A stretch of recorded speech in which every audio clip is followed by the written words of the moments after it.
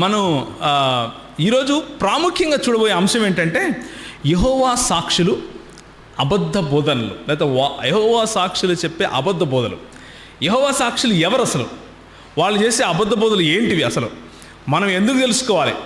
వాళ్లకు మనకు సంబంధం ఏంటి? ఈ విషయాలు కొంచెం చూద్దాం. మరి మనం కరెక్ట్గా ఇప్పుడు 5 అవ్వటానికి నా వాచ్లో 10 నిమిషాలు ఉంది. కరెక్ట్గా 6 అవ్వటానికి నా వాచ్లో 10 నిమిషాలు ఉండగా నేను ముగిస్తాను. ఓకే, 6 అవటానికి 10 నిమిషాలు నా వాచ్లో ఉండగా నేను ముగిస్తాను. అయితే ఆ 10 నిమిషాలు మీకు ఏదైనా ప్రశ్నలు ఉంటే మీరు ప్రశ్నలు వేయటానికి నేను మీకు ఆ సమయాన్ని అందిస్తాను. మీకు ఆ సమయం ఇచ్చినప్పుడు మీరు ధైర్యంగా ప్రశ్నలు అడగండి. యెహోవా సాక్షుల గురించి అడగచ్చు. మనం ఇక్కడ నేర్చుకోబోతున్నటువంటి ఈ 1 గంటలో మనం ఏదైతే నేర్చుకోబోతున్నామో ఆ 1 గంటలో మనం నేర్చుకోబోతున్నటువంటి అంశంలో ఏ ప్రశ్న అయినా మీరు వేయచ్చు. ప్రాముఖ్యంగా నేను ఈ సెషన్ని 4 రకాలుగా విడగొడతాను. ఓకే, మొదటిది యెహోవా సాక్షులు ఎవరు దాన్ని మొదలుపెట్టారు, ఎలా మొదలైంది, ఎక్కడ ఉంది, వాళ్ళ ఆర్గనైజేషన్ ఏంటి అన్న ఉపోద్ఘాతం, ఇంట్రొడక్షన్, లేకపోతే వాళ్ళ హిస్టరీ, వాళ్ళ యొక్క చరిత్ర చెప్తాను మొట్టమొదటిది. రెండవది యెహోవా సాక్షుల యొక్క డాక్ట్రిన్ ఏంటి, వాళ్ళ సిద్ధాంతం ఏంటి అన్నది చెప్తాను. రెండవది యెహోవా సాక్షుల నమ్మకాలు ఏంటి, దేన్ని నమ్ముతారు, దేన్ని నమ్మరు, యెహోవా సాక్షులు యొక్క నమ్మకం మనం ఎందుకు తెలుసుకోవాలి అన్న విషయం కూడా అందులోనే చెప్పే ప్రయత్నం చేస్తాను. రండి బ్రదర్, ముందుకు వచ్చి కూర్చోండి. ఓకే, తరువాత వాళ్ళ నమ్మకాలను, మొదటిది వాళ్ళ హిస్టరీ చెప్తాను, రెండవది వారి నమ్మకాల గురించి చెప్తాను, మూడవది వారి నమ్మకాలను విశ్లేషించే ప్రయత్నం చేద్దాం. We will evaluate their beliefs.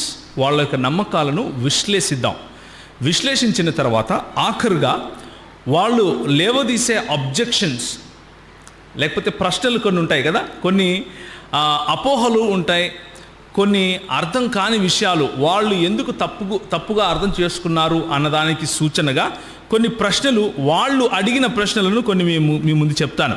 చెప్పిన తర్వాత దానికి సమాధానాలు చూసుకుంటాం. సో ఈ 4 భాగాలుగా నేను విభజించాను. 1 గంటలో మనం దీన్ని ముగించుకునే ప్రయత్నం చేద్దాం. నేను ఒక వార్నింగ్ ఇస్తున్నాను. ఏంటంటే, గట్టిగా అరిచి ప్రచారం చేశాను అనుకున్నాను ఇక్కడ నుండి మీరు ఎవరు నిద్రపోరు. కానీ యెహోవా సాక్షుల గురించి ప్రచారం చేయడానికి ఏం లేదు. ఓకే, ఇది కేవలము టీచింగ్ సబ్జెక్ట్ లాంటిది. అంటే ఇక్కడ మనము ఒక టీచింగ్ అనే సెషన్లోకి వెళ్ళాలి. సో మీకు నిద్ర వచ్చే అవకాశం ఉంటుంది. దయచేసి కొంచెం ఓకే యాక్టివ్గా ఉండడానికి ప్రయత్నం చేయండి. యాక్టివ్గా ఉండడానికి ప్రయత్నం చేస్తే నిద్ర రాదు. మీకు నిద్ర వచ్చినప్పుడు ఒక సింపుల్ చిట్కా చెప్తాను. ఏంటి అంటే, నన్ను ప్రశ్న అడగడం కోసం ఏదైనా ఒక ప్రశ్న మీరు రాయండి. మీకు నిద్ర వచ్చినప్పుడు నన్ను ప్రశ్న అడగడం కోసం ఒక ప్రశ్న రాయండి. మీకు ఎన్ని ప్రశ్నలు వస్తే అంతమంది నిద్రపోయినట్లు అర్థం. ఓకేనా? Okay, so Charles Taze Russell, C T Russell అనే ఒక వ్యక్తి దాదాపు 1884లో ఆయన 1800 సంవత్సరాలలో ఆయన ఒక మూవ్మెంట్ను స్టార్ట్ చేశాడు. ఆయన ఒక పుస్తకం రాశాడు. ఆ పుస్తకం పేరు ఏంటంటే స్టడీస్ ఇన్ ద స్క్రిప్చర్, లేకపోతే లేఖనాల అధ్యయనం. స్టడీస్ ఇన్ ద స్క్రిప్చర్ అనే ఆ అధ్యయనానికి సంబంధించిన పుస్తకంలో సిటి రసెల్ గారు ఏమని రాశారు అంటే, కొన్ని విషయాలు రాసుకుంటూ వచ్చారు. ఏమని అంటే, యేసు ప్రభువు దేవుడు కాదు, ఆయనను పంపించిన యెహోవా మాత్రమే దేవుడు అంటూ కొన్ని విషయాలు రాసుకుంటూ వచ్చాడు. ఆయన తరువాత జడ్జ్ జోసెఫ్ ఎఫ్ రూథర్ఫోర్డ్, ఈయనను సర్ రూథర్ఫోర్డ్ అని కూడా పిలుస్తారు. జోసెఫ్ రూథర్ఫోర్డ్ గారు, ఆయన అంటే సిటి రసెల్ గారు స్థాపించినటువంటి మూవ్మెంట్ని ఈయన కొనసాగిస్తూ 1921 నుంచి 1941 వరకు వాచ్ టవర్ సొసైటీ, లేకపోతే యెహోవా సాక్షులుగా పిలువబడే ఈ ఆర్గనైజేషన్కి హెడ్గా ఉన్నాడు. ఆయన కాలంలో ఎక్కువ భాగం బోధ, డాక్ట్రిన్ అంటారు, ఎక్కువ భాగం సిద్ధాంత రచన జరిగింది. సిద్ధాంతాలను ప్రచురించే పని జరిగింది. సిద్ధాంతాలను the watch tower tract society అన్నటువంటి పేరుతో వాచ్ టవర్ సొసైటీ అన్న పేరుతో ముద్రించి మ్యాగజైన్లుగా పంపించడం మొదలుపెట్టారు. వాళ్ళు పంపించే మ్యాగజైన్స్ ఎలా ఉంటాయి అంటే, మీరు చూసే ఉంటారు కావలి కోట. ఎంతమంది చూశారు కావలి కోట అనే మ్యాగజైన్స్? చూశారు కదా, రైట్. ఆ కావలి కోట అనేటటువంటి మ్యాగజైన్ పేరుతో యెహోవా సాక్షుల యొక్క ఆలోచన దృక్పథాన్ని, లేకపోతే వాళ్ళ ఆలోచన సరళిని, వాళ్ళ ఆలోచన శైలిని, దేవుని వాక్యమైనటువంటి బైబిల్ గ్రంథాన్ని వాళ్ళు ఏ విధంగా అర్థం చేసుకుంటారు అన్న విషయాన్ని ఆ మ్యాగజైన్ల గుండా పంపించడం మొదలుపెట్టారు. అయితే ఆ మ్యాగజైన్ల గుండా పంపించడం మాత్రమే కాదు, కానీ వాళ్ళంతకు వాళ్ళు ఒక క్రొత్త బైబిల్ అనువాదాన్ని కూడా తీసుకొచ్చారు. దీన్ని ఏమంటారు అంటే NWT అంటారు, లేకపోతే ద న్యూ వరల్డ్ ట్రాన్స్లేషన్ అంటారు. న్యూ వరల్డ్ ట్రాన్స్లేషన్ అనే ఒక బైబిల్ను వాళ్ళంతకు వాళ్ళు తర్జుమా చేసుకుని రస్సలైట్స్గా పిలువబడే వీళ్ళు, రస్సలైట్స్ అని ఎందుకు పిలువబడ్డారు అంటే, చార్ల్స్ డేజ్ రస్సెల్ అనే వ్యక్తి ఈ మూవ్మెంట్ మొదలుపెట్టాడు కాబట్టి రస్సలైట్స్ అని పిలువబడ్డారు. కానీ లేదు మేము రస్సలైట్స్ కాదు, మేము యెహోవా సాక్షులము అని సర్ రూథర్ఫోర్డ్ గారి సమయంలో వాళ్ళంతకు వాళ్ళు ఆ పేరు పెట్టుకుని చాలా దేశాలలో తిరగటం మొదలుపెట్టారు. ఎన్నో పుస్తకాలు, ఆ పుస్తకాలలో ఉన్నటువంటి ఉదాహరణలు నేను చెప్పాను. The studies in the scripture, the deliverance, the harp of God అంటే దేవుని యొక్క బూర, ద హార్ప్ ఆఫ్ గాడ్. ఆ తర్వాత what has religion done for the man kind, మతం మానవులకు ఏం చేసింది. ఇలాంటి పుస్తకాలు ఎన్నో విప్లవాత్మకంగా రాసే ప్రయత్నం చేశారు. ఎందుకు నేను ఆ మాట విప్లవాత్మకంగా అని వాడుతున్నాను అంటే, ఆనాడు కేవలము ఒక పంథాలో ఆలోచించే వారికి, కేవలము దేవుని వాక్యాన్ని ఉన్నట్లుగా తీసుకోవాలి అని నేర్పిస్తున్న సమయంలో, ఒక భిన్నమైన పద్ధతిలో కూడా దేవుని వాక్యాన్ని అర్థం చేసుకోవచ్చు అని చెప్పటానికి ఎవరైనా ముందుకొస్తే అది విప్లవంగానే కనిపిస్తుంది. కాబట్టి ఆ విప్లవం మంచికా చెడుకా అన్న విషయం ముందు చూద్దాం. ఇప్పుడు జరిగిన హిస్టరీని మాత్రమే చూస్తున్నాం. ఆ విధంగా మెల్లిమెల్లిగా ఈ రోజుకు దాదాపు 70 లక్షలకు పైగా ఈ వాచ్ టవర్ సొసైటీలో ప్రజలు వాళ్ళను యెహోవా సాక్షులుగా పిలుచుకుంటున్నారు. 70 లక్షలకు పైగా అన్నది కేవలం ఎవరైతే మెంబర్షిప్ తీసుకున్నారో వాళ్ళ సంఖ్య. ఓకే, ఇది నార్త్ అమెరికా అంటే ఉత్తర అమెరికా ఖండంలో ఉన్నటువంటి సంఖ్య. భారతదేశం, చైనా, మిగిలిన ఆసియాలో ఉన్నటువంటి మిగిలిన దేశాలలో చూసుకుంటే కోట్లలో వీళ్ళ సంఖ్య ఉంటుంది. ఓకే, సో బైబిల్లో ఉన్నటువంటి దేవుని యొక్క అవగాహన నుంచి తప్పి దేవుని యొక్క అవగాహనను భిన్నంగా ప్రజలకు చెబుతూ మొదలైనటువంటి ఈ మూవ్మెంట్ కోట్ల కొలది ప్రజలుగా మన ముందుకు వస్తూ ఉంది. చాలామంది వీళ్ళని చూసినప్పుడు వీరు క్రైస్తవులే అనుకుంటారు. ఎందుకు అంటే, నువ్వు నేను చదివే బైబిలే చదువుతారు, నువ్వు నేను మాట్లాడే మాటలే మాట్లాడతారు, నీలాగా నాలాగనే ఉంటారు, నీలాగా నాలాగనే వందనాలు చెబుతారు, ప్రైజ్ ది లార్డ్ చెప్తారు, నువ్వు ఏ భాష మాట్లాడితే ఆ భాష వాళ్ళు మాట్లాడతారు.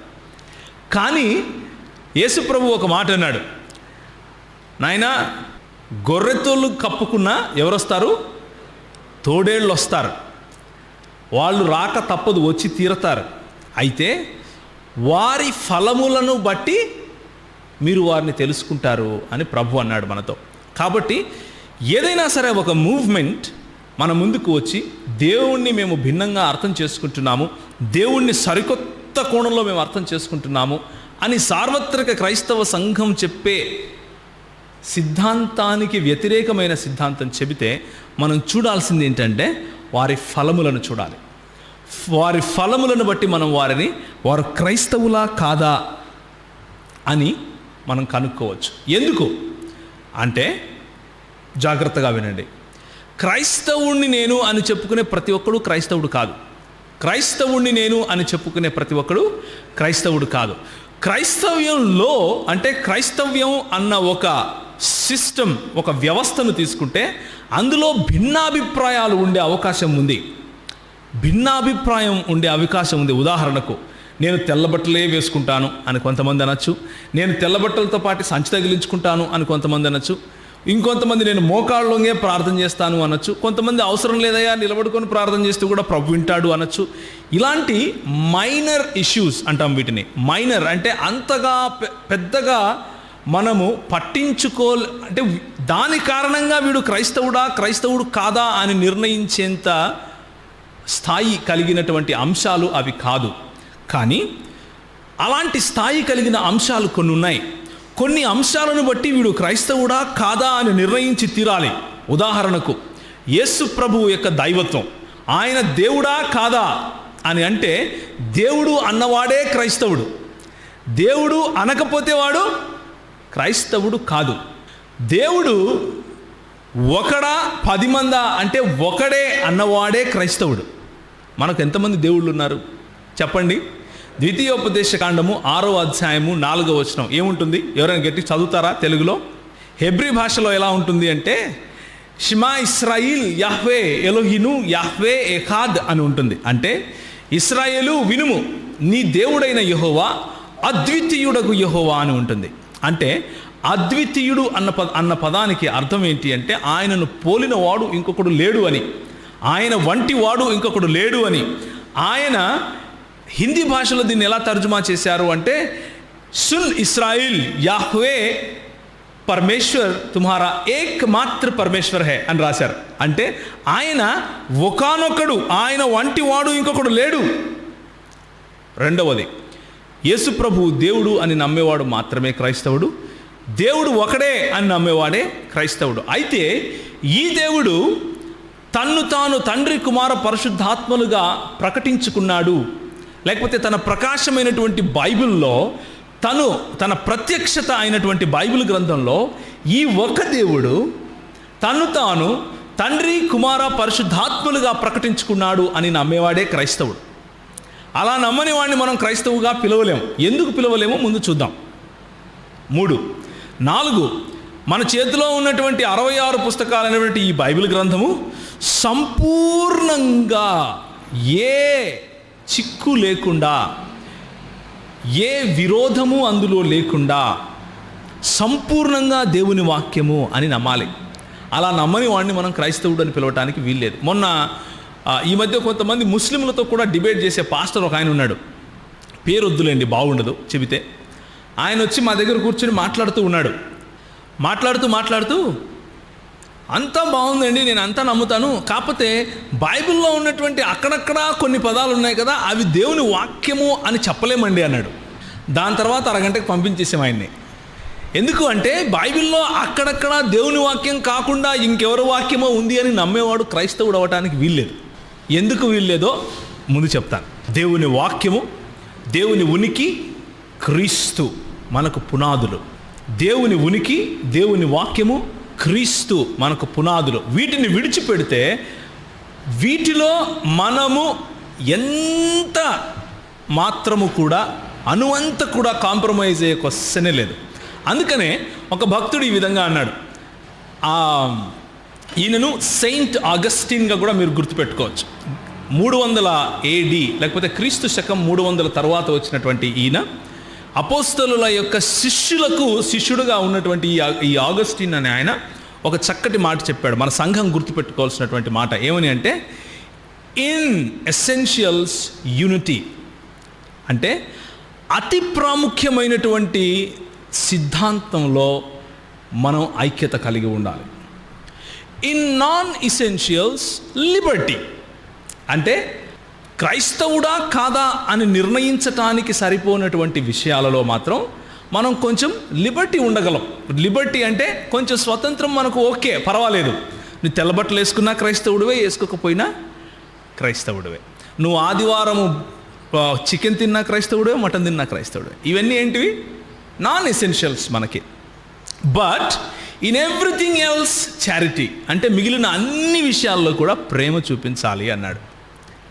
ఎందుకు ఈ మాట నేను చెబుతున్నాను అంటే మనము దేన్నైనా సహించవచ్చు, కానీ మన కోర్ వాల్యూస్, మన కోర్ డాక్ట్రిన్స్, మన సంఘము దేనిపైనైతే నిలబడి ఉందో అందులో మాత్రం ఎటువంటి పరిస్థితుల్లో కూడా కాంప్రమైజ్ అయ్యే క్వశ్చన్ లేనే లేదు. గుర్తుపెట్టుకోవాలి. ముఖ్యంగా చేరొచ్చినటువంటి యవ్వనస్తులు, మనకున్నటువంటి కోర్ బిలీఫ్స్, దేవుని ఉనికి, సంపూర్ణంగా దేవుని గ్రంథమైనటువంటి బైబిల్, దేవుని చేత ప్రేరేపించబడినటువంటి దేవుని వాక్యము, యేసు ప్రభువు దేవుడు. ఆయన కన్య మరియకు జన్మించాడు. ఆయన శిలువపై మరణించాడు. 3వ దినం ఆయన తిరిగి లేచాడు. మన రక్షణకు కారణము ఆయన ఎవరు? యేసు ప్రభువు యొక్క శిలువ మరణము, పునరుత్థానము మరియు తిరిగి రావడమే. మనకు రక్షణ ఉచితముగా కృపచేతనే దొరికింది, కానీ మనం సంపాదించుకున్నది కాదు. సంఘము అన్నది ఆయన యొక్క రక్షణ కార్యానికి చిహ్నమై ఉంది. ఆయన సశరీరుడిగా తిరిగి లేచాడు. ఇవన్నీ కూడా మనకు కోర్ డాక్ట్రిన్స్. వీటిలో ఏ ఒక్క దాంట్లో కూడా మనము కాంప్రమైజ్ అయ్యే క్వశ్చన్ లేదు. ఇది గుర్తుపెట్టుకోవాలి. So let's continue. యెహోవా సాక్షులు ఈ బైబిల్ గురించి ఏమంటారు అన్న విషయం నేను మీకు చెప్తాను. Now we are coming to the second part. 2వ భాగానికి వస్తున్నాం. 4 భాగాలు చేశాను. మొట్టమొదటిది వాళ్ళ హిస్టరీ చెప్పేశాను ఆల్రెడీ. 2వది వారి యొక్క నమ్మకాలు. బైబిల్ పట్ల వాళ్ళ నమ్మకం ఏమిటి అంటే, బైబిల్ దేవుని వాక్యమే, కానీ ఈరోజు మన చేతిలో ఉన్నటువంటి అన్ని ట్రాన్స్లేషన్స్ కూడా, అన్ని తర్జుమాలు కూడా చెడిపోయాయి, లేకపోతే భ్రష్టు పడ్డాయి, అందులో సంపూర్ణ సత్యం లేదు అని నమ్ముతారు. కాబట్టి కేవలము న్యూ వరల్డ్ ట్రాన్స్లేషన్ NWT మాత్రమే దేవుని వాక్యము అని చెప్పుకుంటూ వస్తారు. తెలుగు మాట్లాడే యెహోవా సాక్షులు ఈ మాట చెప్పరు. జాగ్రత్తగా వినండి. యెహోవా సాక్షులు మీ దగ్గరకు వచ్చి తలుపు తట్టినప్పుడు తెలుగు మాట్లాడే యెహోవా సాక్షులు NWT ట్రాన్స్లేషన్ గురించి మాట్లాడరు. ఎందుకు అంటే NWT ట్రాన్స్లేషన్ తెలుగులో లేదు, ఇంకా ఓన్లీ ఇంగ్లీష్లో చేశారు కాబట్టి. ఓకే, వీళ్ళకి తెలుసు ఏ చెట్టుకు ఎంత గాలి వస్తుంది, ఏ వాన పడితే ఏ గొడుగు పట్టుకోవాలో తెలుసు వాళ్ళకి. తెలుగులో మీరు మాట్లాడితే వాళ్ళు తెలుగు బైబిలే తీసుకుంటారు, మీరు చదివే బైబిలే తీసుకుంటారు. ఓకే, సో దేవుని వాక్యం పట్ల వాళ్ళకు ఉన్నటువంటి అవగాహన ఏంటి అంటే, మీ చేతిలో ఉన్నటువంటి బైబిల్ గ్రంథము భ్రష్టత్వానికి లోనయ్యింది, చెడిపోయింది, దాన్ని సక్రమంగా తర్జుమా చేసింది మాత్రం NWT మాత్రమే, లేకపోతే న్యూ వరల్డ్ ట్రాన్స్లేషన్ మాత్రమే. మొట్టమొదటిది. 2, let us talk about their belief about God. దేవుని గురించినటువంటి వాళ్ళ యొక్క నమ్మకాన్ని ఒకసారి నేను చెప్తాను. వారి ఉద్దేశంలో దేవుడు ఒంటరివాడు, ఒక్కడు. వారి ఉద్దేశంలో దేవుడు ఒంటరివాడు లేక ఒక్కడు. యెహోవా మాత్రమే దేవుడు. యెహోవా కుమారునిగా వచ్చినటువంటి యేసు ప్రభువు దేవుడు కాదు. ఇప్పుడు జాగ్రత్తగా వినాలి. యెహోవా కుమారుడుగా వచ్చినటువంటి యేసు ప్రభువు దేవుడు కాదు. త్రిత్వ సిద్ధాంతము అనగా దేవుని యొక్క ఉనికి అయినటువంటి తండ్రి, కుమార, పరిశుద్ధాత్మలుగా తను తాను ప్రకటించుకున్నటువంటి దేవుడు అని ఎవరైతే చెబుతారో వారు దేవునికి సంబంధించిన వారు కాదు అని చెప్తారు. దేవుడు తండ్రి, కుమార, పరిశుద్ధాత్మలుగా తను తాను ప్రకటించుకున్నాడు అని చెప్పే సిద్ధాంతము అది సాతానుకు సంబంధించిన సిద్ధాంతము అని చెప్తారు. సాతాను చేత సంఘంలో ప్రవేశపెట్టబడినటువంటి సిద్ధాంతము అని చెప్తారు. 3వది, మిఖాయేలు దూత తెలుసా మీకు? ఏం చేస్తాడు మిఖాయేలు దూత? ఎంతమందికి తెలుసు మిఖాయేలు దూత? దానియేలు గ్రంథంలో మిఖాయేలు దూత వస్తాడు ఆయన పక్షాన పోరాడటానికి. ఆ మిఖాయేలు దూత ఇంకెవరో కాదు, యేసు ప్రభువు అని నమ్ముతారు. ఎవరు? యెహోవా సాక్షులు. మిఖాయేలు దూత యేసు ప్రభువు లేకపోతే యేసు క్రీస్తు అనబడిన రక్షకుడు అని యెహోవా సాక్షుల యొక్క నమ్మకం. ఆ తరువాత ఆయన పుట్టుకకు ముందు మిఖాయేలుగా ఉన్నాడు, పుట్టిన తరువాత పాపము లేకుండా జీవించాడు, చనిపోయి తిరిగి లేచినప్పుడు ఏ శరీరంతో అయితే చనిపోయాడో అదే శరీరంతో లేచాడు. After the resurrection Christ became a spirit, లేకపోతే ఈ శరీరము, ఈ రక్తమాంసములు ఏవైతే ఉన్నాయో అవి అక్కడే విడిచిపెట్టాడు, కానీ ఆత్మలో లేచాడు. ఆయనకు శరీరం లేదు అని నమ్ముతారు. ఓకే, మనం ఎలా నమ్ముతాం? క్రైస్తవుల విశ్వాసం ఏమిటి ముందు చూద్దాం. ఓకే, ఇంతవరకు సుధీర్ చెప్పినప్పుడు మీరు గమనించి ఉంటారు. నేను ఎందుకు లూకా సువార్త 23-24 వచ్చిన అధ్యాయాలు ఎన్నుకున్నానో మీకు చెబుతాను. ఓకే, సో యేసు ప్రభువును గురించి ఆ విధంగా నమ్ముతారు. బిలీఫ్స్ అబౌట్ హ్యూమన్ బీయింగ్స్, మానవుల గురించి వాళ్ళకు ఉన్నటువంటి నమ్మకాలు చూడండి. ఇంతవరకు ఏమేమి నమ్మకాలు చూసాం? బైబిల్ గురించి నమ్మకం చూసాం, దేవుని గురించిన నమ్మకం చూసాం, యేసుక్రీస్తుని గురించిన నమ్మకం చూసాం, బైబిల్ను గురించిన నమ్మకం. మానవుడు కేవలము మోనిస్ట్, అంటే బాడీ ఉంటుంది, సోల్ ఉంటుంది, అంతే. స్పిరిట్ అన్నది ఉండదు అన్నది వాళ్ళ ఉద్దేశం, వాళ్ళ నమ్మకం. ఆ తర్వాత మరణము అంటే ఉనికిలో లేకుండా పోవటం అని నమ్ముతారు. మరణం అంటే ఉనికిలో లేకుండా పోవటం అని నమ్ముతారు. క్రైస్తవులు మరణం అంటే ఉనికిలో లేకుండా పోవటం అని నమ్మరు. క్రైస్తవులు ఏమి నమ్ముతారు అంటే, క్రైస్తవులు మరణం అంటే నిద్ర అని నమ్ముతారు. నిజమైన మరణం ఏమిటని నమ్ముతాం మనం? దేవునితో సంపూర్ణంగా మనం ఎప్పుడైతే వేరుపరచబడతామో, నరకము అనేటటువంటి నిద్ర ఏదైతే ఉందో, నరకం అనేటటువంటి యాతన ఏదైతే ఉందో, దానిని ఆత్మీయ మరణంగా మనం, లేకపోతే సంపూర్ణ మరణంగా మనం చెప్తాం. ఈ శరీరాన్ని మనం వదిలిపెట్టినప్పుడు తనువు చాలించటం అంటాం, లేకపోతే ఆత్మకు చావు లేదు అని మనం నమ్ముతాం. ఇది క్రైస్తవుల విశ్వాసం. యెహోవా సాక్షుల విశ్వాసం ఏమిటి అంటే, మరణించినప్పుడు ఇక ఉనికిలో లేకుండా పోతారు అని నమ్ముతారు. అయితే తిరిగి లేవటం అంటే ఏమిటి అని అడిగినప్పుడు వాళ్ళు ఏం చెప్తారు అంటే, దేవుడు వచ్చి పునరుత్థానం దినమున పునరుత్థానం చేసినప్పుడు అందరికీ వాళ్ళు తిరిగి క్రియేట్ చేయబడతారు, వాళ్ళు తిరిగి సృష్టింపబడతారు అని నమ్ముతారు. ఓకే, వాళ్ళు తిరిగి సృష్టింపబడతారు అని నమ్ముతారు. మనం అలా నమ్మం. మనము పరదైసులో చనిపోయిన తర్వాత పరదైసులో తిరిగి యేసుప్రభు యొక్క రాకడ వరకు ఒక నిద్రావస్థలో ఉంటామని, ఆయన తిరిగి వచ్చి లేపుకున్నప్పుడు మహిమ శరీరాన్ని కలిగి తిరిగి లేస్తామని పౌలు మనకు బోధిస్తున్నాడు. వాళ్ళ రక్షణను గురించినటువంటి నమ్మకాలు ఏంటి? What are their beliefs about salvation? రక్షణను గురించినటువంటి వాళ్ళ నమ్మకాలు. వాళ్ళ ఉద్దేశంలో రక్షణ అంటే విశ్వాసము ప్లస్ క్రియలు. విశ్వసించాలి, అదేవిధంగా పని చేయాలి, అప్పుడే రక్షణ వస్తుంది. క్రైస్తవ విశ్వాసం ఏమిటి అంటే, కేవలము కృపచేత విశ్వాసము మూలంగా మనం రక్షింపబడతాం. మనం ఎన్ని నీతి క్రియలు చేసినా కానీ మన రక్షణకు అర్హులము కాదు అన్న విషయము దేవుని వాక్యమైనటువంటి బైబిల్ చెబుతుంది. నా సంఘము అన్నదాని పట్ల ఉన్నటువంటి వాళ్ళ నమ్మకం ఏమిటి?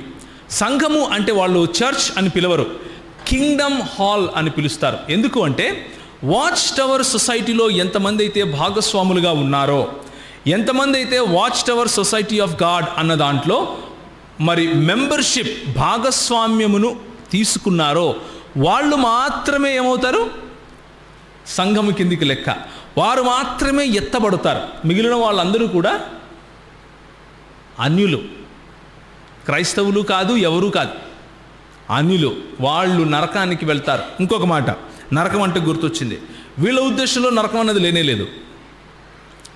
There is no hell in the doctrine of Jehovah's Witnesses. వీళ్లకు నరకము అన్నది లేదు. నరకము అన్నది వాళ్ళ ఉద్దేశంలో, దేవుడు ప్రేమామయుడైతే ఏ విధంగా నరకం ఉంటుంది? ఉండదు. సో చనిపోయిన వాళ్ళు ఎవరైతే వాచ్ టవర్ సొసైటీలో భాగస్వాములో, వాళ్ళు మాత్రమే తిరిగి లేస్తారు, వారికి నిత్య జీవం ఉంటుంది, అంతే. మిగిలిన వాళ్ళు ఉనికిలో లేకుండా పోతారు, అంతే. వాళ్ళకు నరకంలో యాతన అలాంటివి ఏమీ ఉండవు అని వాళ్ళ నమ్మకం. వాళ్ళు ఆ విధంగా బోధిస్తారు. ఎవరైతే అనాయింటెడ్ క్లాస్ అంటే మరి ఉన్నటువంటి సంఘస్థులలో కొంతమందిని ఎన్నుకుంటారు. కొంతమందిని ఎన్నుకుంటే వాళ్ళు మాత్రమే బల్లలో పాలు పొందుతారు. వాళ్ళు మాత్రమే 1,44,000 మంది తెలుసా మీకు పరలోక రాజ్యంలో వెళతారు అని, వాళ్ళు వీళ్ళే అని వీళ్ళు నమ్ముతారు. 1,44,000 మంది ఎవరైతే ప్రకటన గ్రంథంలో మరి పరిశుద్ధులుగా పరలోక రాజ్యంలో ప్రవేశిస్తారు అని దేవుని వాక్యం చెబుతుందో, వాళ్ళెవరో కాదు, వీళ్ళే అని నమ్ముతారు. యెహోవా సాక్షులు అనుసరించే ది వాచ్ టవర్ సొసైటీ అన్న ఈ ఆర్గనైజేషన్ని ఈ ప్రపంచానికి ఒక ప్రవక్తగా దేవుడు పెట్టాడు అని వీళ్ళు నమ్ముతారు. Watch tower society is the profit of God for this generation.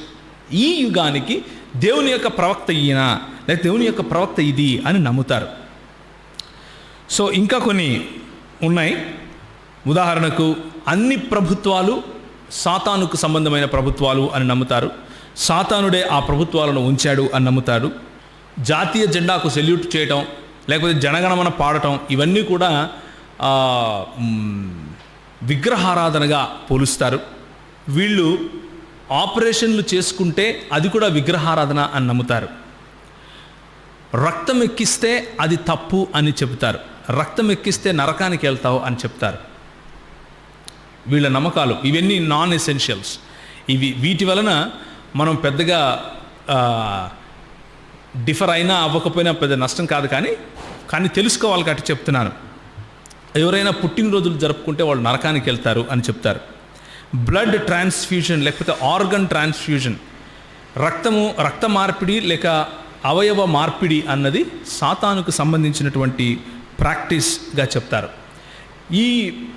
ఈ ఆర్గనైజేషన్లో ఉన్నటువంటి కల్టిక్ యాక్టివిటీస్, కల్టిక్ అంటే ఒక రకమైన తెగ, ఒక రకమైన వేర్పాటువాదం నేర్పించే తెగగా దీన్ని చూడవచ్చు. ఎందుకు అంటే ఎవరైనా సరే ఒక కుటుంబంలో ఒకరు యెహోవా సాక్షులు అయితే వాళ్ళు కుటుంబాన్ని విడిచిపెట్టినన్నా వెళ్తారు, లేకపోతే ఆ కుటుంబం మొత్తాన్ని యెహోవా సాక్షులుగా అన్నా చేస్తారు. మధ్యస్థం ఉండదు. ఓకే, సో కల్టిక్ వ్యవస్థలాగా ఉంటుంది. ఉదాహరణకు ఎవరైనా తల్లిదండ్రులు యెహోవా సాక్షులుగా ఉంటే వారి కొడుకులు యెహోవా సాక్షులుగా కాకుండా క్రైస్తవులుగా, సార్వత్రిక క్రైస్తవ సంఘం నేర్పించే విశ్వాసం పైన ఎదగాలి అని అనుకుంటే వాడిని బహిష్కరిస్తారు. వారి ఉద్దేశంలో వాడు ఎవరు? అన్యుడు, లేకపోతే చెడు మార్గంలో ఉన్నవాడు. Now let's evaluate their teachings. వారు ఇచ్చే బోధనలను ఒకసారి మనం ఇవాల్యుయేట్ చేసే ప్రయత్నం చేద్దాం. అతి ప్రాముఖ్యంగా యోహాను సువార్త 1వ అధ్యాయం 1వ వచనం ఎవరైనా తీసి గట్టిగా చదవండి.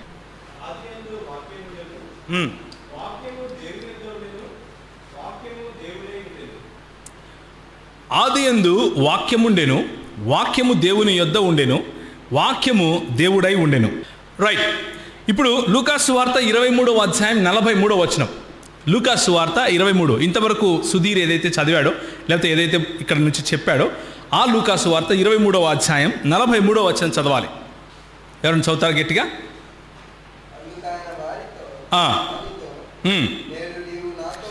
నేడు నీవు నాతో కూడా పరదైస్లో ఉందువని నిశ్చయముగా నీతో చెప్పుచున్నాను. Okay, now let's talk about this. ఈ రెండింటిని బట్టి మీకేమర్థమవుతా ఉంది? యోహాను సువార్త 1వ అధ్యాయం 1వ వచనం నుంచి మళ్ళీ పోయింది బ్రదర్. Yes, thank you. యోహాను సువార్త 1వ అధ్యాయం 1వ వచనంలో ఆదియందు వాక్యముండెను, వాక్యము దేవుని యొద్ద ఉండెను, వాక్యము. దీన్ని కొన్ని ప్రశ్నలు వేస్తారు. ఏమని అంటే వాక్యము దేవుని యొద్ద ఉండెను అన్నటువంటి ట్రాన్స్లేషన్ ఏదైతే ఉందో అది తప్పు ట్రాన్స్లేషన్ అండి అని అంటారు. అంటే కైలోగాస్ ఎన్ హొథియాస్ అని హిబ్రూ భాషలో ఉన్నటువంటి కన్స్ట్రక్షన్. ఏ వాక్యం అయితే అక్కడ ఉండెనో అది దేవుడై ఉండెను అని చెప్పే ఈ మాట, దానికి ముందు పక్క ఉండవలసినటువంటి డెఫినిట్ ఆర్టికల్ ది అని అంటాం కదా ఇంగ్లీష్లో, ది గాడ్, అలాంటిది లేదు. కాబట్టి ఇది ఏ గాడ్గా మనం చేయాలి అని అంటారు. అంటే వాక్యము ఒకానొక దేవుడై ఉండెను అని చెప్పాలి అంటారు. దేవునిలో బహుళత్వం అన్నది ఒప్పుకోలేక, దేవునిలో బహుళత్వం అన్నది అర్థం చేసుకోలేక, దేవునిలో బహుళత్వం ఉంది అన్నటువంటి సరళమైనటువంటి ఈ కాన్సెప్ట్ను అర్థం చేసుకోలేక వీళ్ళు ఏం ప్రయత్నం చేస్తారు అంటే దేవుడు ఒక్కడే, అది యెహోవా మాత్రమే అని చెబుతూనే అదే వాక్యము యేసు ప్రభువును దేవునిగా చెబుతూ ఉంటే యోహాను సువార్త 1వ అధ్యాయం 1వ వచనంలో ఆ యోహాను సువార్త 1వ అధ్యాయం 1వ వచనము తప్పుగా ట్రాన్స్లేట్ అయ్యింది అని చెప్తారు. కానీ గ్రీకు పదము ఈ రోజుకు కూడా అలాగే ఉంది. యేసు ప్రభువు వారి తరువాత దాదాపు 150 సంవత్సరాలలో మొత్తం బైబిల్ మొత్తం తయారైపోయింది. ఆ బైబిల్ మొత్తం కూడా గ్రీకు భాషలో రాయబడి ఉంది. నూతన నిబంధన గ్రంథం ఈ రోజుకు మన దగ్గర దాదాపు 25,000 హ్యాండ్ రిటన్ కాపీస్, అంటే మాన్యుస్క్రిప్ట్స్, చేత్తో రాయబడినటువంటి కాపీస్ ఈ రోజు కూడా మన దగ్గర భద్రంగా ఉన్నాయి. ఎక్కడ కూడా ఏ లాటిన్ వల్గేట్ కానీ, ఏ గ్రీక్ వల్గేట్ కానీ, అక్కడి నుంచి తీసుకున్న సిరియన్ ట్రాన్స్లేషన్స్ కానీ, దాని తర్వాత తీసుకున్నటువంటి ఇథియోపియన్ ట్రాన్స్లేషన్స్ కానీ, ఆ తర్వాత వచ్చినటువంటి కాప్టిక్ ట్రాన్స్లేషన్స్ కానీ. కాప్టిక్ ట్రాన్స్లేషన్స్ అంటే ఇప్పుడు ఐగుప్తు దేశం, ఈజిప్ట్, ఎక్కడ కూడా ఎవరు కూడా ఒక దేవుడు అని చేయలేదు. ఆదియందు వాక్యం ఉండెను, వాక్యము దేవుని యొద్ద ఉండెను, వాక్యము ఒకానొక దేవుడై ఉండెను అని రాయలేదు. వాక్యము దేవుడై ఉండెను అనే రాశారు. ఎందుకు అలా రాశారు అంటే అదే సరైన భాష. ఇది ఎలా ఉంది అంటే దేవుడు అన్నదానికి వివరణ ఇచ్చి 2 ఎగ్జాంపుల్స్ ఇవ్వండి అన్నట్లుంది. ఇవ్వగలుగుతారా? ఎక్స్ప్లెయిన్ లేకపోతే define God and give 2 examples. Can you give 2 examples to God with in the framework of Bible? బైబిల్కు ఉన్నటువంటి ఆ నేపథ్యంలో దేవునికి 2 ఉదాహరణలు ఇవ్వగలమా? ఇవ్వలేము. ఎందుకు? ద్వితీయోపదేశకాండం 6వ అధ్యాయం 4వ వచనం ఏం చెప్తుంది? ఇశ్రాయేలు వినుము, నీ దేవుడైన యెహోవా అద్వితీయుడగు యెహోవా, యెహోవా మాత్రమే దేవుడు. అందులో ఏ డౌట్ లేదు. అయితే మా అవగాహన లేని వాళ్ళు ఏమనుకుంటారు అంటే యెహోవా అనగానే తండ్రి మాత్రమే అనుకుంటారు. అది సమస్య అక్కడ వచ్చింది. యెహోవా అన్న పదము మాట్లాడంగానే తండ్రి మాత్రమే అనుకుంటారు. అయితే యెహోవా అన్న పదము తండ్రికి వాడారు, కుమారునికి వాడారు, పరిశుద్ధాత్మకు కూడా వాడారు అన్న విషయాన్ని మనం గుర్తు చేసుకోవాలి. ఎందుకు అంటే ఒకసారి నాతో పాటు ఆది కాండంలోకి వెళ్దాం. ఆది కాండము 16వ అధ్యాయం. మొట్టమొదటిసారిగా దేవుడు హాగరుకు ప్రత్యక్షమైనటువంటి సమయం అది. దేవుడు హాగరుకు ప్రత్యక్షమైనప్పుడు ఆయన ఎలా ప్రత్యక్షమవుతాడు అంటే దేవుని దూతగా, యెహోవా దూతగా ప్రత్యక్షమవుతాడు. హాగరు ఆగు అని ఒక నీటి బుగ్గ వద్ద ఆమెను ఆపి ఆమెతో మాట్లాడిన తర్వాత, నువ్వు వెళ్ళు, తిరిగి నీ సారా దగ్గరికి వెళ్ళు, నువ్వు పారిపోతున్నావు కదా ఇక్కడ నుంచి, తిరిగి అక్కడికే వెళ్ళు, నేను నిన్ను ఆశీర్వదిస్తాను, నేను నీకు బిడ్డనిస్తాను అని చెప్పి ఆశీర్వదించి పంపించిన తర్వాత హాగరు ఆ ప్రత్యక్షతను చూసి ఏమంటుందో తెలుసా? ఒకసారి చదవండి. యోహాను ఆది కాండము 16వ అధ్యాయము చదవండి.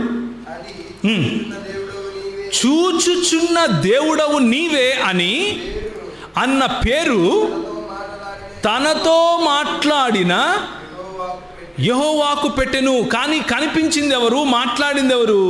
యెహోవా దూత. కానీ ఈమె అర్థం చేసుకుంది ఎవరు కనిపించి ఎవరు మాట్లాడారని, యెహోవా మాట్లాడాడు అని అర్థం చేసుకుంది. ఇదే మాట తిరిగి మరి అబ్రహాము జీవితంలో కూడా జరుగుతుంది. అబ్రహాము మరి 19వ అధ్యాయం కనుక వెళితే, నేను లోతు ఉన్నటువంటి సొదొమ గొమొరాలను నేను నాశనం చేస్తున్నాను, ఆ మాట నీకు చెప్పకుండా ఉంటానా అబ్రహాము?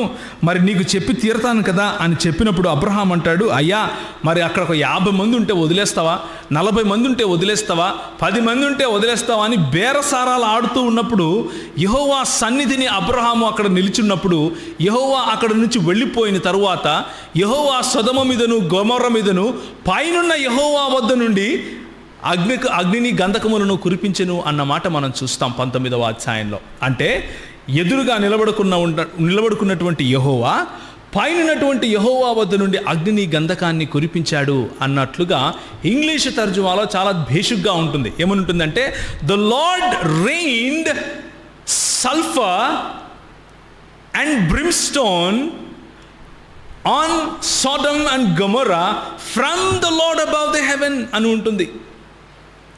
పరలోకమందున్నటువంటి ప్రభువు వద్ద నుండి, లేదా పరలోకమందున్నటువంటి యెహోవా వద్ద నుండి అగ్నిని గంధకాన్ని కురిపించాడు అన్నమాట ఉంటుంది. ఆ తర్వాత ఆది కాండము 22వ అధ్యాయానికి వెళితే అబ్రహామును దేవుడు ఏం చేస్తాడు? He tests him. ఆయనకు ఒక పరీక్ష పెడతాడు. పరీక్ష పెట్టి, నేను నీకు కానుకగా ఇచ్చినటువంటి ఇస్సాకును తీసుకుని వెళ్ళి బలి ఇవ్వు అంటాడు. బలి ఇవ్వు అంటే సరే ప్రభువా అని చెప్పి బయలుదేరి వెళ్తూ ఉంటాడు. బయలుదేరి వెళ్తూ ఉంటే అక్కడ సేవకులు అడుగుతారు, అయ్యగారు ఎక్కడికి వెళ్తున్నారయ్యా, మరి సమయం మరి ఎక్కడికి వెళ్తున్నారు, పై కొండకి వెళ్తున్నారు అంటే, అవును నేను నా కుమారుడు వెళ్ళి బలి అర్పించి తిరిగి వస్తాము అంటాడు. విశ్వాసంతో చెబుతాడు, ఏమని? నేను నా కుమారుడు వెళ్తున్నాము, మేమిద్దరం తిరిగి వస్తాం మళ్ళీ అని. ఎందుకు? అబ్రహాముకు దేవుని పట్ల ఉన్నటువంటి నమ్మకం అది. ఏమని? ఆయన ఇచ్చింది ఆయన తిరిగి తీసుకోడు, అయినా సరే ఆయన అడిగితే నేను ఇచ్చేస్తాను. అన్న నమ్మకంతో అది నేను ఈ మాట ఎందుకు నా సొంతంగా చెప్తున్నానా, హెబ్రీయులకు రాసిన పత్రిక 5వ అధ్యాయంలో మనకు దీనికి సమాధానం దొరుకుతుంది. అబ్రహాము తన కుమారుని తీసుకుని పైకి వెళ్ళినప్పుడు ఇంకా ఆ కుమారుణ్ణి చంపుదాము అని చేతిలో ఉన్నటువంటి కత్తి తీసి పైకెత్తంగానే ఒక మాట వినిపిస్తుంది. సార్ చూస్తారా, ఆదికాండం 22వ అధ్యాయం. ఆ సంగతుల తర్వాత దేవుడు అబ్రహామును పరిశోధించెను అన్న మాట మొదటి వచనంలో ఉంటుంది. ఆ తర్వాత 12వ వచనం చూస్తే, అప్పుడు ఆయన, ఆ చిన్నవాని మీద చేయి వేయకము, అతనిని ఏమీ చేయకము, నీకు ఒక్కడై ఉన్న నీ కుమారుణ్ణి నాకియ వెనుదీయలేదు గనుక నీవు దేవునికి భయపడుచున్నావని నేను నమ్ముతున్నాను అంటాడు. ఇక్కడ మాట్లాడేది ఎవరో తెలుసా? యెహోవా దూత మాట్లాడుతున్నాడు. యెహోవా దూత మాట్లాడుతూ ఏమంటాడంటే, నీకు ఒక్కగానై ఉన్నటువంటి నీ కుమారుణ్ణి నాకు ఇవ్వడానికి వెనుదీయలేదు కాబట్టి దేవునికి భయపడుతున్నావని నేను నమ్ముతున్నాను అంటాడు. సో యెహోవా దూత తను తాను ఎవరిగా చెప్పుకుంటున్నాడు? ఇక్కడ దేవునిగా చెప్పుకుంటున్నాడు. అదే యెహోవా దూత ఇంకా క్రిందికి వెళ్తే 15వ వచనం చూస్తే, యెహోవా దూత రెండవ మారు పరలోకములో నుండి అబ్రహామును పిలిచి, నీకు ఒక్కడై ఉన్న నీ కుమారుణ్ణి వెనుతీయక ఈ కార్యము చేసినందున నేను నిన్ను ఆశీర్వదిస్తాను. ఆశీర్వదించింది ఎవరు? నిజానికి అబ్రహామును 12వ అధ్యాయంలో పిలిచింది ఎవరు?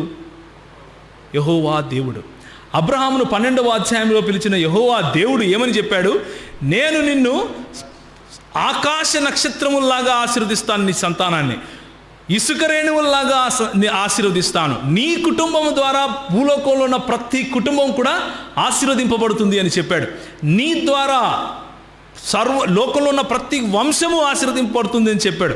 ఈరోజు యూదులు కానీ, అన్యులు కానీ, అరబ్బులు కానీ, సిరియనులు కానీ, గ్రీకులు కానీ, రోమియులు కానీ, తెలవీయులు కానీ, ప్రతి ఒక్కరి చోట యేసు ప్రభువు యొక్క రక్షణ సౌభాగ్యం దొరికింది. ఎందుకు? ఆ రోజు యెహోవా దేవుడు ఇచ్చినటువంటి ఏంటది? ఆశీర్వాదం. యెహోవా దేవుడు ఇచ్చినటువంటి ఆశీర్వాదాన్ని యెహోవా దూత మాట్లాడుతూ ఏమంటున్నాడు చూడండి, నేను నిన్ను ఆశీర్వదించి ఆకాశ నక్షత్రములో వలెను సముద్రము తీరమందలి ఇసుక వలెను నీ సంతానమును నిశ్చయముగా విస్తరింపజేస్తాను. ఏ మాటలైతే 12వ అధ్యాయము ఆదికాండంలో యెహోవా దేవుడు చెప్పాడో అవే మాటలను నేనే చెప్తున్నాను అన్నట్లుగా యెహోవా దూత మాట్లాడుతున్నాడు. ఎవరు ఈ యెహోవా దూత అని చూస్తే, మీకా గ్రంథము 5వ అధ్యాయము 2వ వచనం చదవాలి. ఎవరైనా మీకా గ్రంథం 5వ అధ్యాయం 2వ వచనం చదువుతారా? అందులో చక్కటి మాట ఉంటుంది. ఏమని ఉంటుంది అంటే, బెత్లెహేము ఎఫ్రాతా, యూదా వారి వంశములలో నీవు చిన్నదానివని నువ్వు అనుకుంటున్నావు, కానీ వీరిని నా ప్రజలైన యూదులను ఏలపోయేవాడు నీలో నుండే రాబోతున్నాడు. ఆయన పురాతన కాలము నుండి శాశ్వత కాలము తన ప్రత్యక్షతను చూపిస్తూ వస్తున్నాడు అన్న మాట ఉంటుంది. దాని అర్థం ఏంటంటే, పురాతన కాలము నుండి శాశ్వత కాలం వరకు ఎవరు తన ప్రత్యక్షతను చూపించుకోగలరు? Think about it. కాలము అన్నది పురాతన కాలము అంటే ఎంత పురాతన కాలము? సృష్టి అన్నది సృష్టించినప్పుడు కాలము అన్నది కూడా సృష్టింపబడి ఉంటుంది. దానికి ముందు అది పురాతన కాలమేనా? నేటి వరకు అది శాశ్వత కాలమేనా? దీని తర్వాత వచ్చే యుగం కూడా శాశ్వత కాలమేనా? మీకా గ్రంథము 5వ అధ్యాయం 2వ వచనంలో రాసింది నిజమే అయితే, ఈ మెస్సియా లేకపోతే రక్షకుడు పురాతన కాలము నుండి శాశ్వత కాలము తన ప్రత్యక్షతను చూపిస్తూ రావాలి. ఎప్పుడు, ఎక్కడ, ఎవరికి చూపించాడు అంటే మనం హాగరు జీవితంలో చూస్తున్నాం, అబ్రహాము జీవితంలో చూస్తున్నాం, సారాను ఆశీర్వదించినప్పుడు చూస్తున్నాం. వచ్చే సంవత్సరం నేను తిరిగి ఇదే సమయానికి వస్తాను, నీ చేతిలో పండంటి బిడ్డ ఉంటాడు అన్నటువంటి యెహోవా దూతను చూస్తున్నాం. ఆ తరువాత యాకోబు ఒకరోజు రాత్రంతా కూడా కష్టపడతాడు. మనం అబ్రహాము ఇస్సాకుల జీవితాల్లో జరిగినటువంటి ప్రత్యక్షతను చూసేసాం ఆల్రెడీ 22వ అధ్యాయం. ఇప్పుడు యాకోబు ఒకరోజు స్ట్రగుల్ అవుతాడు, రాత్రి దేవునితో పోట్లాడుతాడు, దేవునితో పెనుగులాడిన తర్వాత నువ్వు నన్ను ఆశీర్వదిస్తే కానీ నేను పోనివను అంటాడు. ఆయన అంటాడు, నువ్వు దీపము దగ్గర నువ్వు ఏ బలిపీఠము వద్దనైతే నూనె పోసావో ఆ బేతేలు దేవుణ్ణి నేనే అని చెప్తాడు. ఆ బేతేలు దేవుణ్ణి నేనే అని యెహోవా దూత ఎవరికి చెప్తాడు? యాకోబుకు చెప్తాడు. యాకోబుకు చెప్పిన తర్వాత యాకోబు ఇక ముసలివాడైపోయి చనిపోతున్నాడు. ఏందన్నా యెహోవా సాక్షుల గురించి చెప్తానన్నావు అంటే, నేను యెహోవా గురించే చెప్తున్నాను ఇప్పుడు. ఓకే, యెహోవా గురించే చెప్తున్నాను. కానీ ఆ యెహోవాలో ఉన్నటువంటి బహుళత్వం చెప్తున్నాను. యెహోవా సాక్షులు చెప్పే యెహోవాకు, బైబిల్ గ్రంథం చెప్పే యెహోవాకు ఉన్న భేదాన్ని నేను మీకు చూపిస్తున్నాను.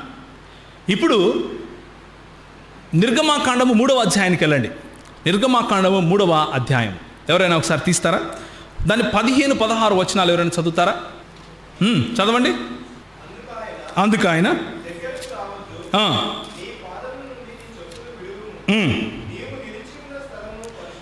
నీవు నిలిచియున్న స్థలము పరిశుద్ధ ప్రదేశము, నేను నీ తండ్రి దేవుడను, అబ్రహాము దేవుడను, ఇస్సాకు దేవుడను, యాకోబు దేవుడను అని చెప్తున్నారు. ఎవరు చెప్తున్నారు ఇక్కడ? నేను అని ఎవరు చెప్పుకుంటారు ఇక్కడ? యెహోవా కాకుండా నువ్వు చెప్తావా నేను యెహోవా దేవుడిని? చెప్పవు. నేను చెప్పుకోలేను. యెహోవా దేవుడే చెప్పుండాలి. ఏమని చెప్పుండాలి? నేను అబ్రహాము దేవుడిని, నేను ఇస్సాకు దేవుడిని, నేను యాకోబు దేవుడిని అని చెప్పుండాలి.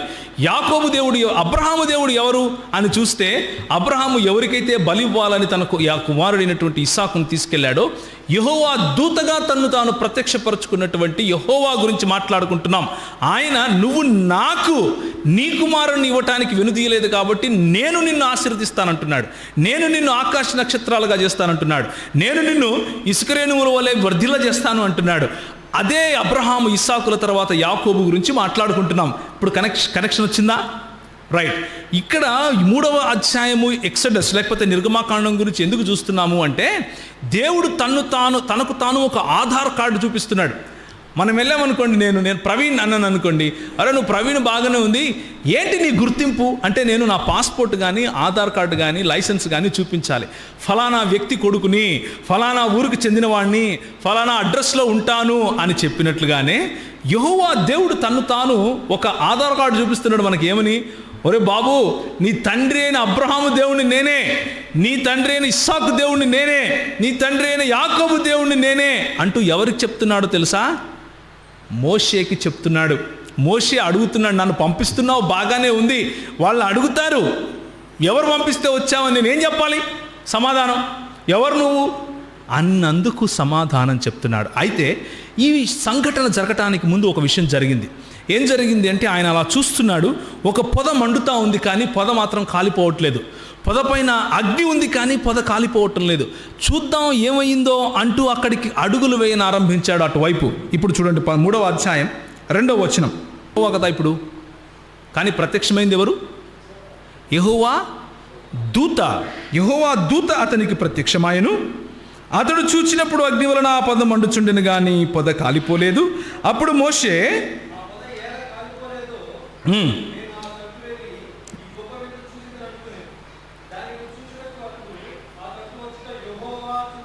ఎవరు చూచారు?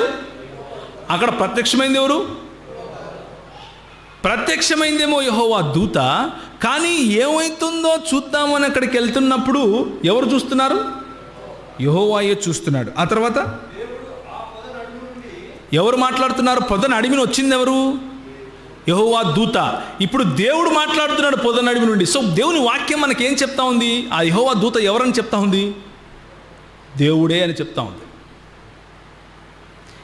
దేవుడు ఆ పొద నడిమి నుండి మాట్లాడుతున్నాడు. ఏమని మాట్లాడుతున్నాడు? చదవండి.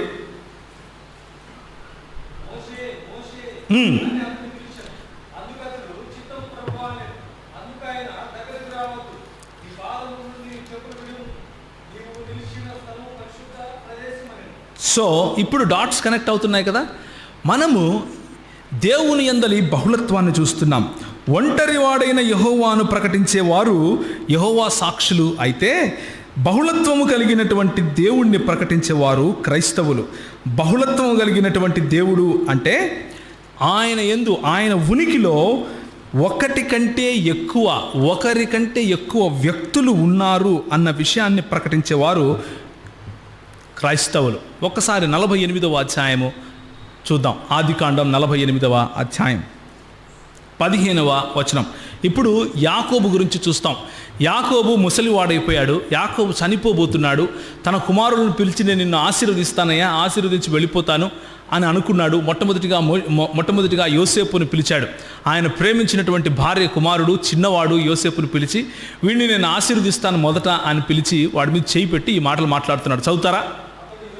అతడు యోసేపుని పిలిచి దీవించి, నా పితరులైన అబ్రహాము ఇస్సాకులు ఎవని ఎదుట నిలుచుండిరో ఆ దేవుడు నేను పుట్టింది మొదలుకొని నేటి వరకు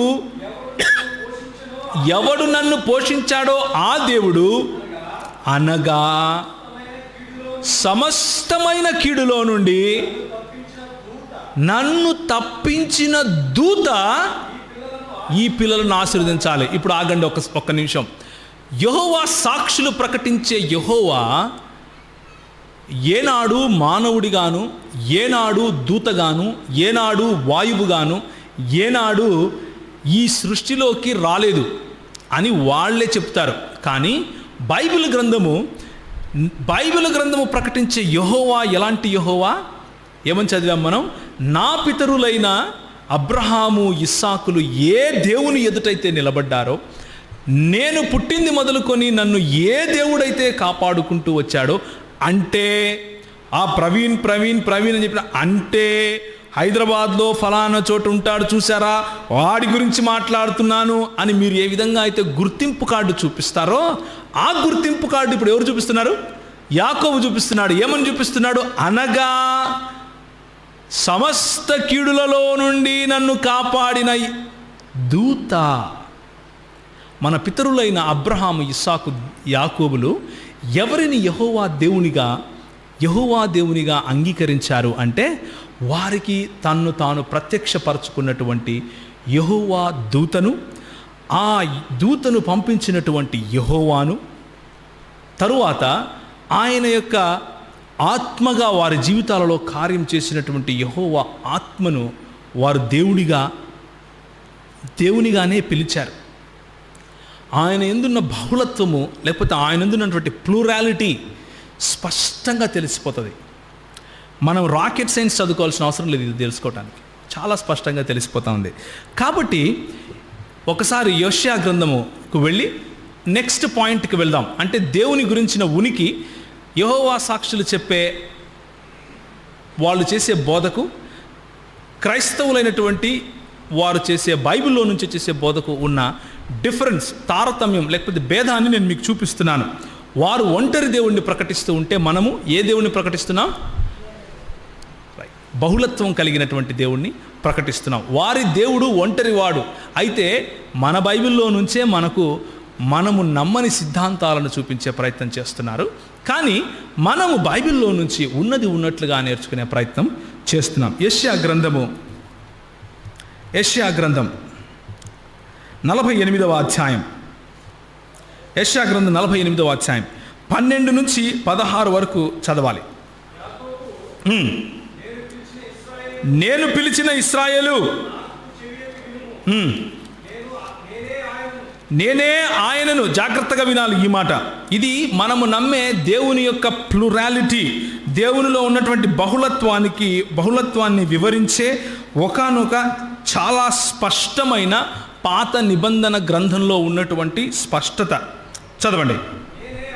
నేనే ఆయనను, నేనే మొదటివాణ్ణి, నేనే కడపటివాణ్ణి. ఈ మాట యెహోవా తప్ప ఇంకెవరైనా చెప్పగలుగుతారా? నేను మొదటివాణ్ణి, కడపటివాణ్ణి అని ఎవరు చెప్పడానికి వీలు లేదు. ఓకే, నా హస్తము భూమికి పునాదులు వేసింది, నా కుడి చేయి ఆకాశ వైశాల్యాలను వ్యాపింపజేసింది. అంటే నేను సృష్టికర్తను అని చెప్తున్నాడు. అంతేనా? నేను సృష్టికర్తను అని చెప్పుకోగలిగింది యెహోవా తప్ప ఇంకెవరైనా ఉంటారా? ఉండరు. ఓకే, నేను వాటిని పిలువగా ఒకటి తప్పకుండా అవన్నీ నిలుస్తాయి. 15వ వచనం. నేనే ఆజ్ఞ ఇచ్చువాడను, నేనే అతనిని పిలిచి తిని, నేనే అతన్ని రప్పించి తిని, అతని మార్గము త్యజరులను నా యొద్దకు రండి, ఈ మాటను ఆలకించుండి. ఆది నుండి నేను రహస్యముగా మాట్లాడిన వాడను కాను. అది అంటే ఏది? ఆ ఆది అనేది పుట్టినది మొదలుకొని నేను అక్కడ ఉన్నవాణ్ణి. ఇప్పుడు ప్రభువగు యెహోవాయు ఆయన ఆత్మయు నన్ను పంపెను. సో మాట్లాడుతున్నది ఎవరు? యెహోవా. ఎందుకు ఆయన యెహోవా? ఆయనే చెప్పుకుంటున్నాడు కాబట్టి, నేనే సృష్టికర్తను, నేనే సృష్టించాను, నా దక్షిణ హస్తము సృష్టికి పునాదులు వేసింది, నేనే వాటికి ఎల్లలు తీర్చాను, నేను ఆది అనేది పుట్టక ముందు నుంచి కూడా అక్కడ ఉన్నవాడిని. అంటే నేను టైం, స్పేస్ అండ్ మ్యాటర్కు బయట ఉంటాను. నేను సమయముకు, పదార్థానికి, ప్రదేశానికి ఆవల ఉండేవాణ్ణి అని చెప్పుకునే యెహోవా దేవుడు మాట్లాడుతూ ఏమంటున్నాడంటే, ఇప్పుడు ప్రభువగు యెహోవాయు ఆయన ఆత్మయు నన్ను పంపెను అని స్పష్టంగా కుండ బద్దలు కొట్టినట్లుగా చెప్తున్నాడు. ఇంతకంటే స్పష్టత మనకేం కావాలి? మనము నమ్మే త్రిత్వము అనే సిద్ధాంతాన్ని అర్థం చేసుకోవటానికి, దేవునిలో బహుళత్వము ఉంది అన్న సిద్ధాంతాన్ని అర్థం చేసుకోవటానికి ఇంతకంటే మనకి ఎంత స్పష్టత ఏమైనా కావాలి? మీకు ఏమైనా ప్రశ్న ఉన్నాయా? అయ్యగారు చేయి ఎత్తారు. ఏదైనా ప్రశ్న ఉందా అండి అయ్యగారు? ఓకే. ఇప్పుడు ఆఖరిగా జకరియా గ్రంథం ఒకసారి తీసి ముందుకెళ్దాం. జకరియా గ్రంథం 2వ అధ్యాయం 5 నుంచి ఎవరు చదువుతారా? జకర్యా అయితే ఉండలేడు కదా. యెరూషలేము చుట్టూ లేకపోతే ఇశ్రాయేలు జనం చుట్టూ అగ్ని ప్రాకారంగా ఉండాలి అంటే ఈ జకర్యా ఒక మనిషి వలన అవుతుందా? కాదు. తప్పకుండా ఎవరు మాట్లాడుతున్నారు ఇక్కడ? దేవుడైన యెహోవా మాట్లాడుతున్నాడు. ఓకే, చదవండి.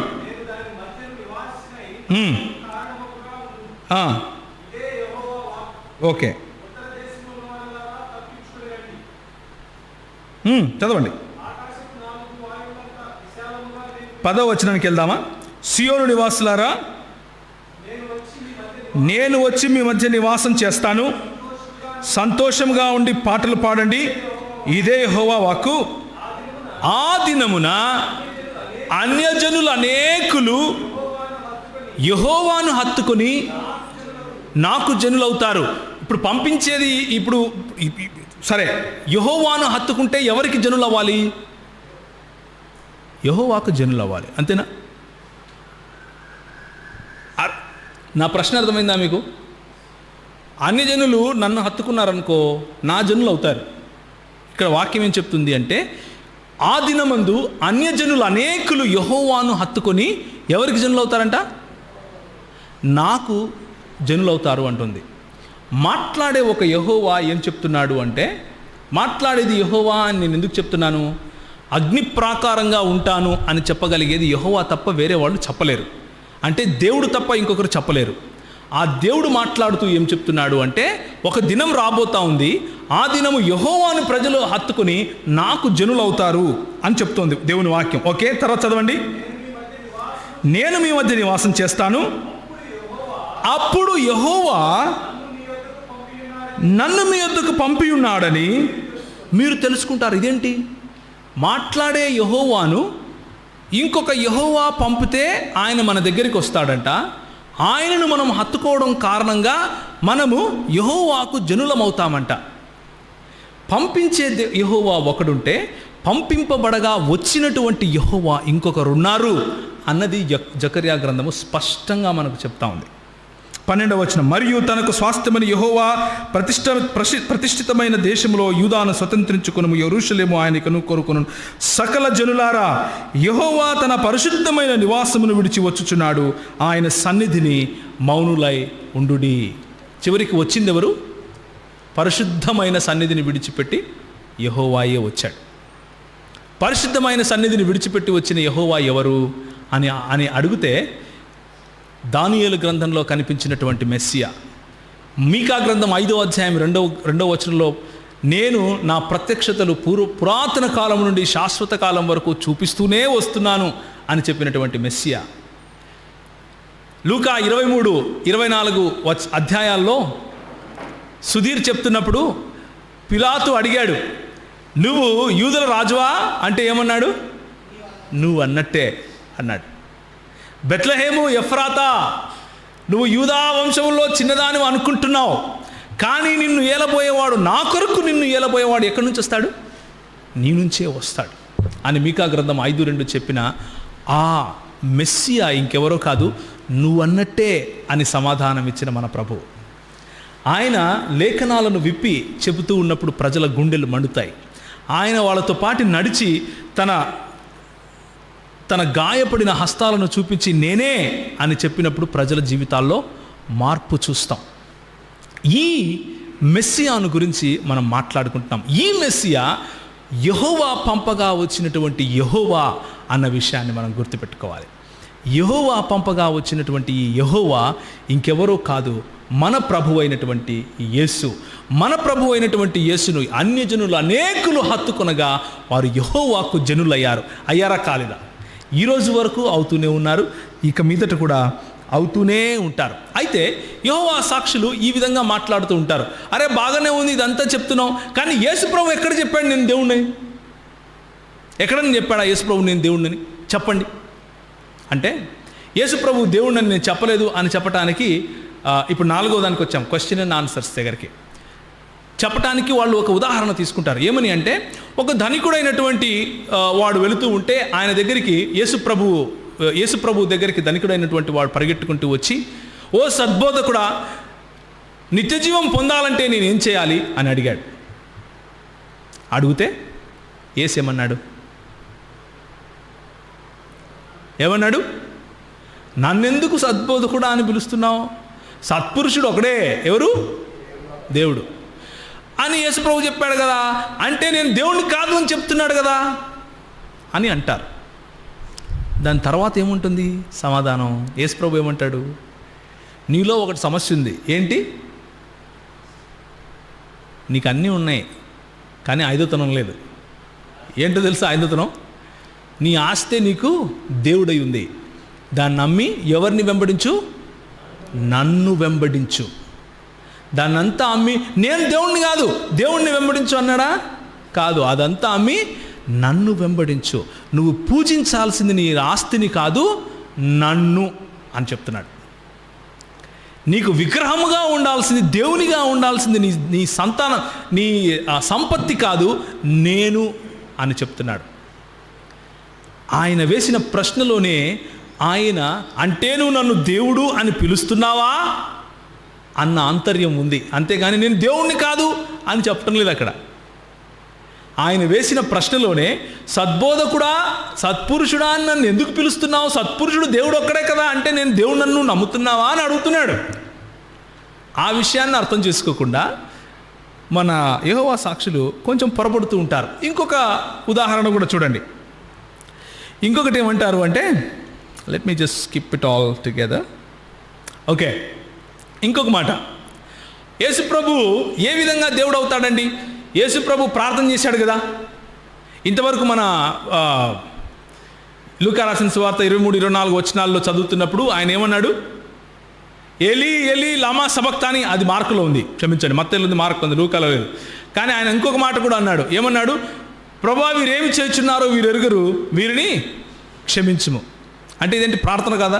దేవుడు ఎక్కడైనా దేవునికి ప్రార్థన చేస్తారా? మన క్రైస్తవులు అబ్బా అవును కదా, ప్రార్థించాడు అంటే దేవుడు ఎలా అవుతాడు? మానవుడు అవుతాడు కదా. యోహాను సువార్త 17వ అధ్యాయంలో వీడు చూపించే ప్రార్థన చాలా చిన్నది. యోహాను సువార్త 17వ అధ్యాయం మొత్తం ప్రార్థనే. యేసుప్రభు ప్రార్థనే చేశాడు అక్కడ. ఆయన ఏమని ప్రార్థన చేశాడు అంటే, తండ్రి, లోకమును సృజించక మునుపు ఏ మహిమ అయితే నాకుండెనో ఆ మహిమతో నీ తిరిగి నన్ను మహింపరచు అని ప్రార్థన చేశాడు. లోకాన్ని సృజించటానికి ముందు యేసుప్రభువుకు మహిమ ఉంది అంటే ఆయన ఎవరని? ఈ లోకంలో రెండు భాగాలు, రెండు కేటగిరీస్ ఉన్నాయి. ఒకటి సృష్టి, ఒకటి సృష్టికర్త. సృష్టింపబడటానికి ముందు ఉండేదంతా సృష్టికర్తే. ఏమంటారు? ఒకటి సృష్టి, ఒకటి సృష్టికర్త. సృష్టికర్త ఎప్పటికీ సృష్టి కాడు, సృష్టి ఎప్పటికీ సృష్టికర్త కాలేదు. ఈ లోకము సృజింపబడటానికి ముందు నుండి నాకున్నటువంటి మహిమ అంటే ఈయన ఎవరని? సృష్టికర్త అని. ఈ మాటను ధృవీకరించుకోవడం కోసం దేవుని వాక్యంలో నుంచి ఒక 2 విషయాలు చూద్దాం. హెబ్రీయులకు రాసిన పత్రిక 1వ అధ్యాయం. హెబ్రీయులకు రాసిన పత్రిక 1వ అధ్యాయం. ఎందుకు అంటే మన యెహోవా సాక్షులు, మన సహోదరులు ఏం చెప్తూ ఉంటారు అంటే, వీరు క్రైస్తవులుగా నేను అనటం లేదు, నేను పిలవటం లేదు. ఎందుకంటే నేను నమ్మను వాళ్ళు క్రైస్తవులని నమ్మాలంటే ముందు క్రీస్తు దేవుడని నమ్మాలి, రైట్? సో హెబ్రీయులకు రాసిన పత్రిక 1వ అధ్యాయము 7 నుంచి మనం చదువుదాం. 7వ వచనం నుంచి ఎవరైనా చదువుతారా గట్టిగా? వీళ్ళు ఎందుకు నమ్మరు అంటే, వీళ్ళ ఉద్దేశంలో యేసు క్రీస్తు మికాయేలు దూత. ఎవరు? మికాయేలు దూత. ఇప్పుడు చూద్దాం ఆయన దూత కాదా, చదవండి. తన దూతలను ఎలా చేసుకున్నాడు దేవుడు? వాయువులుగాను తన సేవకులను అగ్నిజ్వాలలుగాను చేసుకొనివాడు. ఎవరిని గురించి చెప్తున్నాడు? దూత. ఇప్పుడు ఒక్క నిమిషం, యేసు ప్రభువు మికాయేలు దూత అయితే ఈ మాట యేసు ప్రభువుకు సంబంధించిందా కదా? ఏమంటారు? దూతలను అగ్నిజ్వాలలుగాను సేవకులను ఎలా చేసుకున్నాడు? అగ్నిజ్వాలలుగా. దూతలను ఎలా చేసుకున్నాడు? వాయువులుగా చేసుకున్నాడు. ఒకవేళ యేసు ప్రభువు మికాయేలు దూత అయితే ఆయన ఏమై ఉండాలి? వాయువన్నా అయి ఉండాలి, లేకపోతే అగ్నిజ్వాలలన్నా అయి ఉండాలి. కానీ తన కుమారుని గూర్చి అయితే, దేవా నీ సింహాసనము నిరంతరము ఉండును, నీ రాజదండము న్యాయార్థమైనది, నీవు నీతిని ప్రేమించితివి.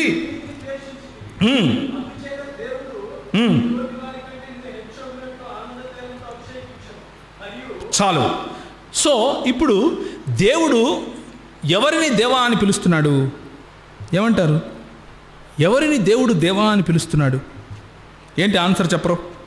కుమారుణ్ణి దేవా అని పిలుస్తున్నాడు. ఎవరు? యెహోవా దేవుడు. యేసు ప్రభువు దేవా అని ప్రార్థన చేశాడు కాబట్టి యేసు ప్రభువు దేవుడు కాకపోతే, దేవుడు యేసు ప్రభువును దేవా అని పిలుస్తున్నప్పుడు దేవుడు కూడా దేవుడు కాకుండా పోతాడా? ఏమంటారు? ఉదాహరణకు, ఏం పేరు తమ్ముడు నీ పేరు? దిలీప్. దిలీప్ మనిషేనా? నేను మనిషినేనా? ఒకవేళ మీకు కాదనిపించినా ఇప్పటికి అనుకోండి, నేను మనిషినే, దిలీపు మనిషే. దిలీప్ అలా వెళ్తున్నాడు, మనిషి ఇలా రా అన్నను అనుకో, లేకపోతే ఏమయ్యా మనిషి ఇలా రా అన్నను అనుకో, నేను మనిషి కాకుండా పోతానా? అలాగే తండ్రి అయిన దేవుణ్ణి కుమారుడైన దేవుడు దేవా అని పిలిచినంత మాత్రాన ఈయన దేవుడు కాకుండా పోడు. అలాగే తండ్రి అయిన దేవుడు కుమారుడైన దేవుణ్ణి దేవా నీ సింహాసనము నిరంతరము ఉండును అన్నంత మాత్రాన దేవుడు కాకుండా పోడు. ఈ సమస్య ఎక్కడ వచ్చింది అంటే, మైండ్లో ఏముంది? దేవుడు ఒంటరివాడు అన్న ఆలోచన ఉంది. మన దేవుడు ఒంటరివాడు కాదు. మన దేవుడు బహుళత్వము కలిగినవాడు.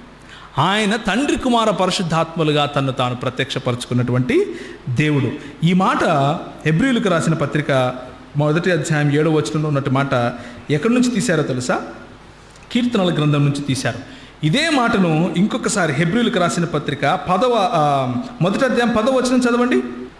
మరియు ప్రభువా, నీవు ఆదియందు భూమికి పునాదులు వేసితివి, ఆకాశములు కూడా నీ చేతి పనులే.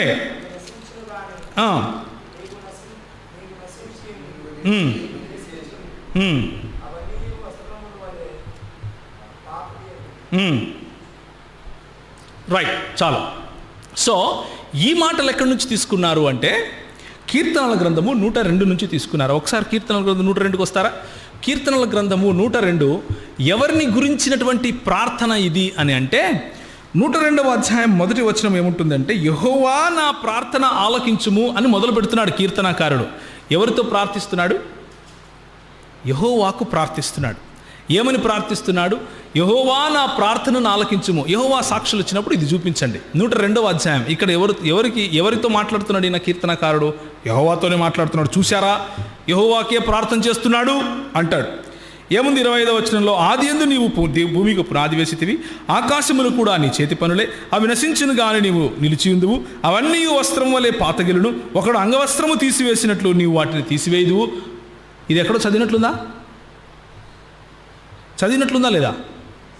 ఎక్కడ చదివాము? హెబ్రీయులకు రాసిన పత్రిక 1వ అధ్యాయము 10వ వచనంలో చూసాం. ప్రభువా, నీవు ఆదియందు పునాది వేసితివి, ఆకాశం చేతి పనులే, అవి నశించిన కానీ నీవు నిలుచుందువు, అవన్నీ వస్త్రం వలె పాతగిలను. యాజ్ ఇట్ ఈస్గా యెహోవాకు ఏ మాటలైతే ఉపయోగించారో అవే మాటలు తీసుకుని వచ్చి కుమారుడైనటువంటి మన ప్రభువుకు ఉపయోగించారు. ఈ మాటతో యెహోవా సాక్షులకు మాట ఉండదు. ఎందుకు అంటే ఏ యెహోవానైతే దేవుడు అని వారు అనుకుంటున్నారో అదే మాట, అదే దేవత్వము, అదే మహిమ, ఆయనకు వాడినటువంటి బిరుదులన్నీ కూడా యేసు ప్రభువుకు కూడా వాడటం చూస్తాం. ఆయన యెహోవానే అని దేవుని వాక్యం మనకు చెప్పినట్లుగా చూస్తాం. కాబట్టి యేసు ప్రభువు దేవుడు అని నూతన నిబంధన గ్రంథం మనకు చెప్తా ఉంది. ఎక్కడ చెప్తా ఉంది? యోహాను సువార్త 1వ అధ్యాయం 1వ వచనంలో ఏమని చెప్పాడు? ఆదియందు వాక్యం ఉండెను, వాక్యము దేవుడై ఉండెను, వాక్యము దేవుని దగ్గర ఉండెను, వాక్యము దేవుడై ఉండెను. ఇది ట్రాన్స్లేషన్ ప్రాబ్లం, ఇది అవునా? సరే, తీతుకు రాసిన పత్రికలో ఏమంటారు మరి? తీతుకు రాసిన పత్రిక చూస్తారా? తీతుకు రాసిన పత్రిక 2వ అధ్యాయము 13వ వచనం ఎవరైనా చదువుతారా? అనగా మహాదేవుడును మన రక్షకుడును అయిన యేసుక్రీస్తు ఎవరంట? మహాదేవుడంట. వీళ్ళు దానికి ఏమంటారు తెలుసా? ఓకే మనము యేసు ప్రభువు మహాదేవుడు అని అంటున్నారు కదా, మైటీ గాడ్ మాత్రమే ఈయన మైటీ గాడ్ మాత్రమే. కానీ మేము నమ్మేది యెహోవాను, ఆల్మైటీ గాడ్ ఏమో యెహోవా అంట, యేసు ప్రభు ఏమో మైటీ గాడ్ అంట. మీకు ఎంతమంది దేవుళ్ళు అని అడిగాను నేను ఒకసారి. అంటే ఒకడే కదా అన్నారు. మరి ఒకడే అంటే ఇక్కడ మైటీ గాడ్ ఏంటి? మీకు ఎంతమంది గాడ్లు ఉన్నారు అని అడిగితే ఏం మాట్లాడలేదు.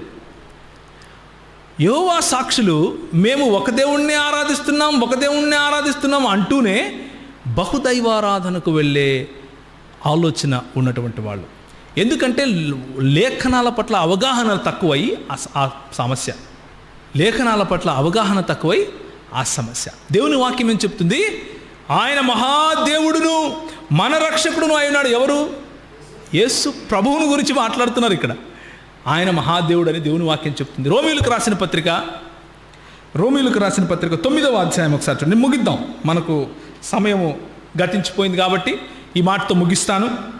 పరిశుద్ధాత్మ దేవుని గురించినటువంటి 2 మాటలు చెప్పి ముగిస్తాను. చదవండి. రోమీయులకు రాసిన పత్రిక 9వ అధ్యాయం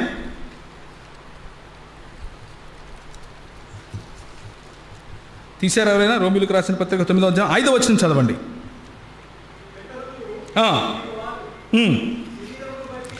శరీరమును బట్టి క్రీస్తు వీరిలో పుట్టెను. ఈయన ఎవరి గురించి మాట్లాడుతున్నాడు? శరీరమును బట్టి యూదులలో జన్మించినటువంటి క్రీస్తు, యేసు క్రీస్తుని గురించి మాట్లాడుతూ అపోస్తలులు ఏం చెప్తున్నారు? ఈయన సర్వాధికారి అయిన ఆల్మైటీ గాడ్ అని ఉంటుంది ఇక్కడ. అర్థమైందా? తీతులో మైటీ గాడే కదా, ఇక్కడ సర్వాధికారి ఆల్మైటీ గాడ్, సర్వాధికారి అయిన దేవుడై ఉండి నిరంతరము స్తోత్రార్హుడై ఉన్నాడు. ఎవరు? యేసు ప్రభువు. మికాయేలు దూత కాదు. కళ్ళబొల్లి మాటలు చెప్పి సంఘంలో ఉన్నటువంటి క్రైస్తవులను దొంగిలించే ప్రయత్నం చేస్తాడు సాతాను. దొంగిలించే ప్రయత్నం సాతాను చేసినప్పుడు దొంగతనం చేయబడ్డాము అని అంటే, మోసపోబడ్డాము అని అంటే దానికి కారణం లేఖనాలు తెలియకపోవటం కారణంగా. లేఖనాలు తెలుసుకుంటే, సంఘానికి సహవాసానికి అంటు కట్టబడి ఉంటే, స్థానిక సంఘంలో మనము ఎప్పుడు సహవాసంలో ఉంటే ఎందుకు కోల్పోతాం మన విశ్వాసం? ఎందుకు యెహోవా సాక్షుల్లాగా తిరుగుతాం? అవసరమే లేదు. యోహాను సువార్త 14వ అధ్యాయం, యోహాను సువార్త 16వ అధ్యాయం, ఈ 2 చోట్ల పరిశుద్ధాత్మను గురించినటువంటి మరి చక్కటి వివరణ ఉంటుంది. యెహోవా సాక్షులు పరిశుద్ధాత్మ అంటే ఏమంటారో తెలుసా? అది ఒక శక్తి అంటారు. వ్యక్తి కాదు, శక్తి మాత్రమే. దేవుడు ఉపయోగించినటువంటి ఏ ఫంక్షనల్ ఫోర్స్, కార్యసాధకమైనటువంటి ఒక శక్తి మాత్రమే అంటారు. ఉదాహరణకు ఎలక్ట్రిసిటీ, పోయి స్విచ్ చేస్తే ఫ్యాన్ను తిప్పుతుంది, స్విచ్ ఆఫ్ చేస్తే తిప్పడం మానేస్తుంది. ఎలక్ట్రిసిటీ పవర్, అదొక శక్తి కదా. అయితే పరిశుద్ధాత్ముడు కూడా అలాంటి వాడే, పరిశుద్ధాత్మ కూడా అలాంటిదే అంటూ నోటికొచ్చినట్లు మాట్లాడతారు. అయితే దేవుని వాక్యము అదే మాట చెప్తా ఉందా అన్నది మనం చూడాలి. యోహాను సువార్త 14వ అధ్యాయం ఒకసారి చూస్తాడా? 14వ అధ్యాయం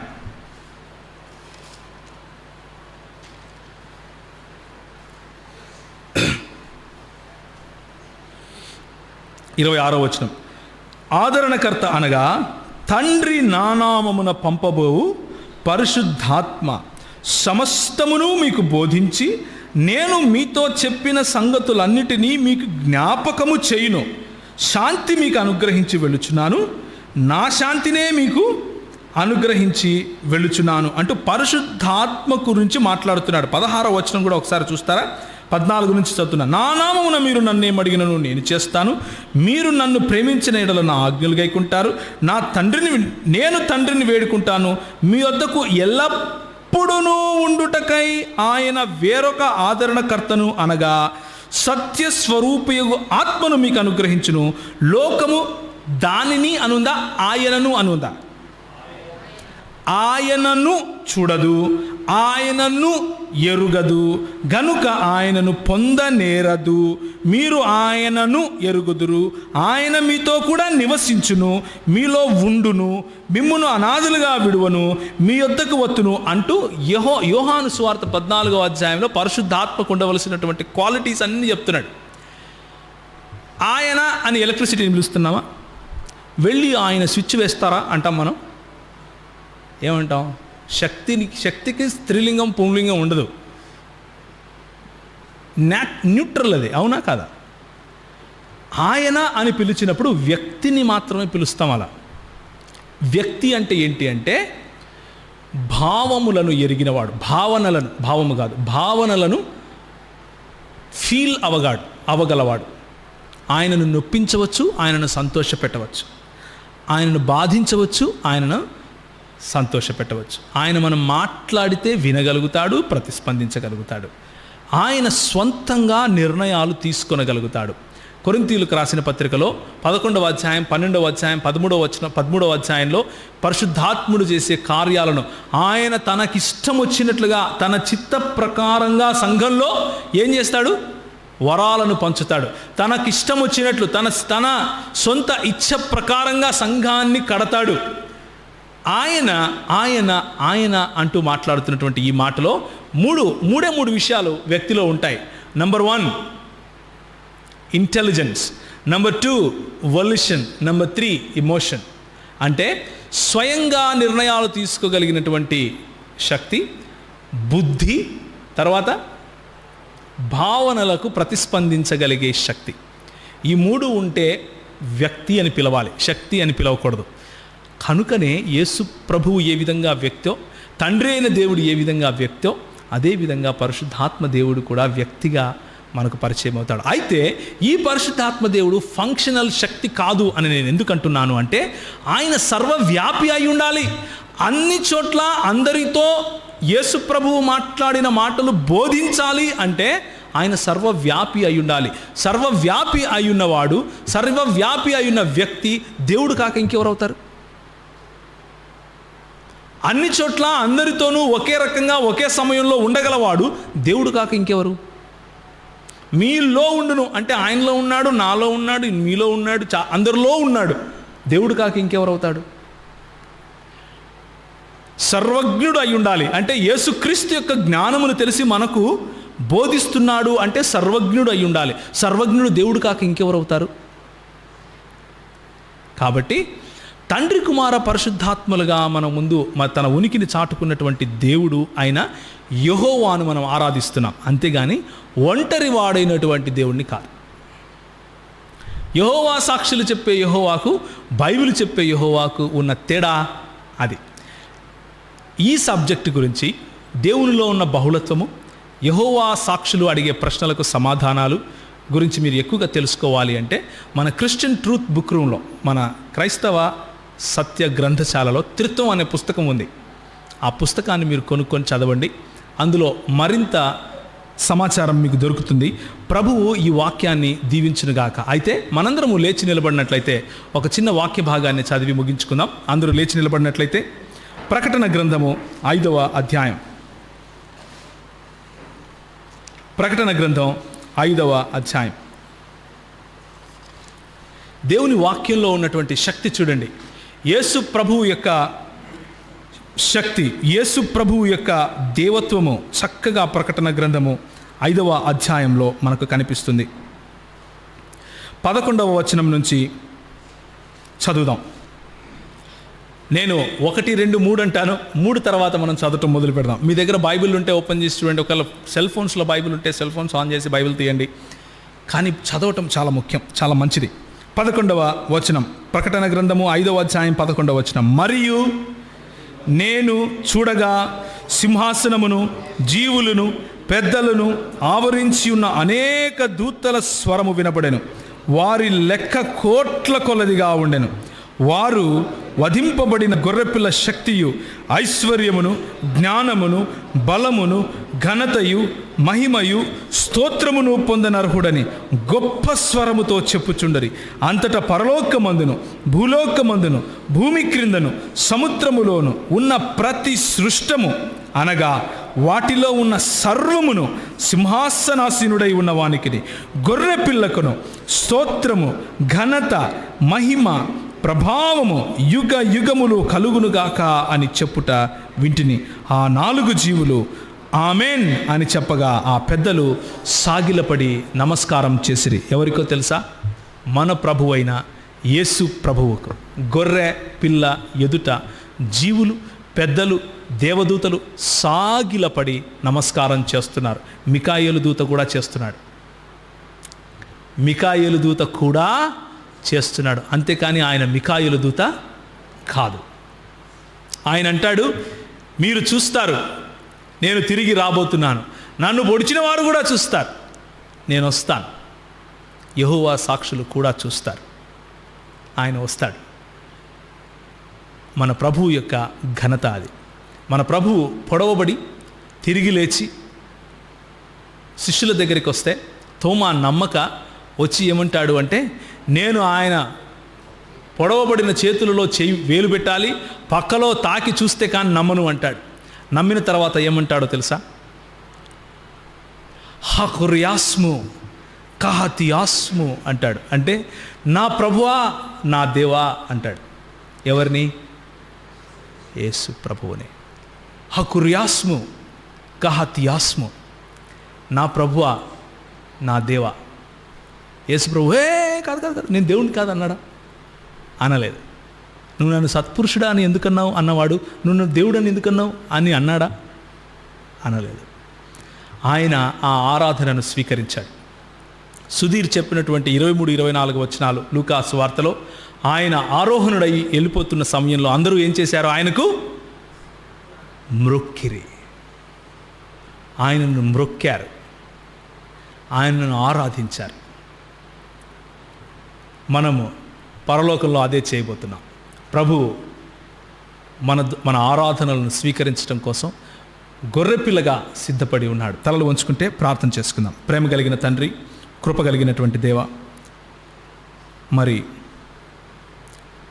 గొర్రెపిల్ల రక్తం చేత కనగబడినటువంటి మమ్మల్ని గొర్రెబొచ్చు కప్పుకొని వస్తున్నటువంటి తోడేళ్ల మధ్యలో నిబ్బరము కలిగి ధైర్యంగా ఉండటానికి మీ వాక్యపు వెలుగులో, మీ వాక్య శక్తితో అపవాది దుష్క్రియలను, అపవాది చేసే ప్రతి ఒక్క అపవాది మమ్మల్ని దొంగిలించాలని చేసే ప్రతి ఒక్క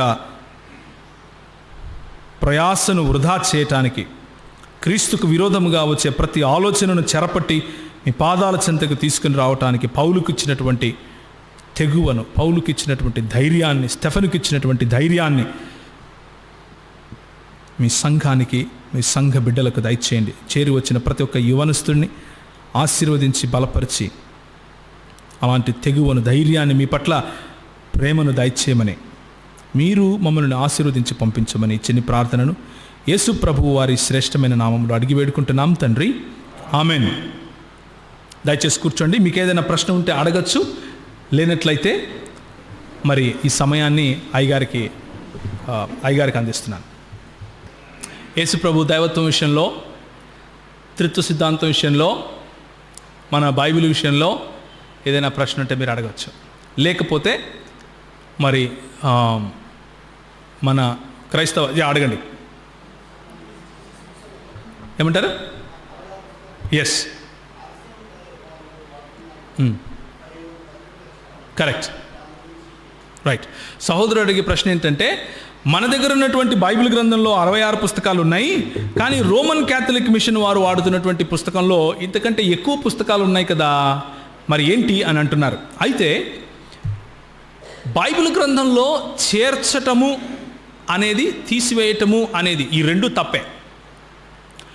బైబిల్ గ్రంథంలో ఉన్నటువంటి పాత నిబంధన గ్రంథంలో తోబీతు, నోబీతు, మక్కబీయులు అన్నటువంటి కొన్ని పుస్తకాలను రోమన్ క్యాథలిక్ సంఘం వారు చేర్చి చదువుకున్నారు. దాన్ని అపోక్రిఫాగా పిలుస్తారు. అపోక్రిఫా అంటే కేననైజ్ చేయబడినటువంటి మంచి లిటరేచర్.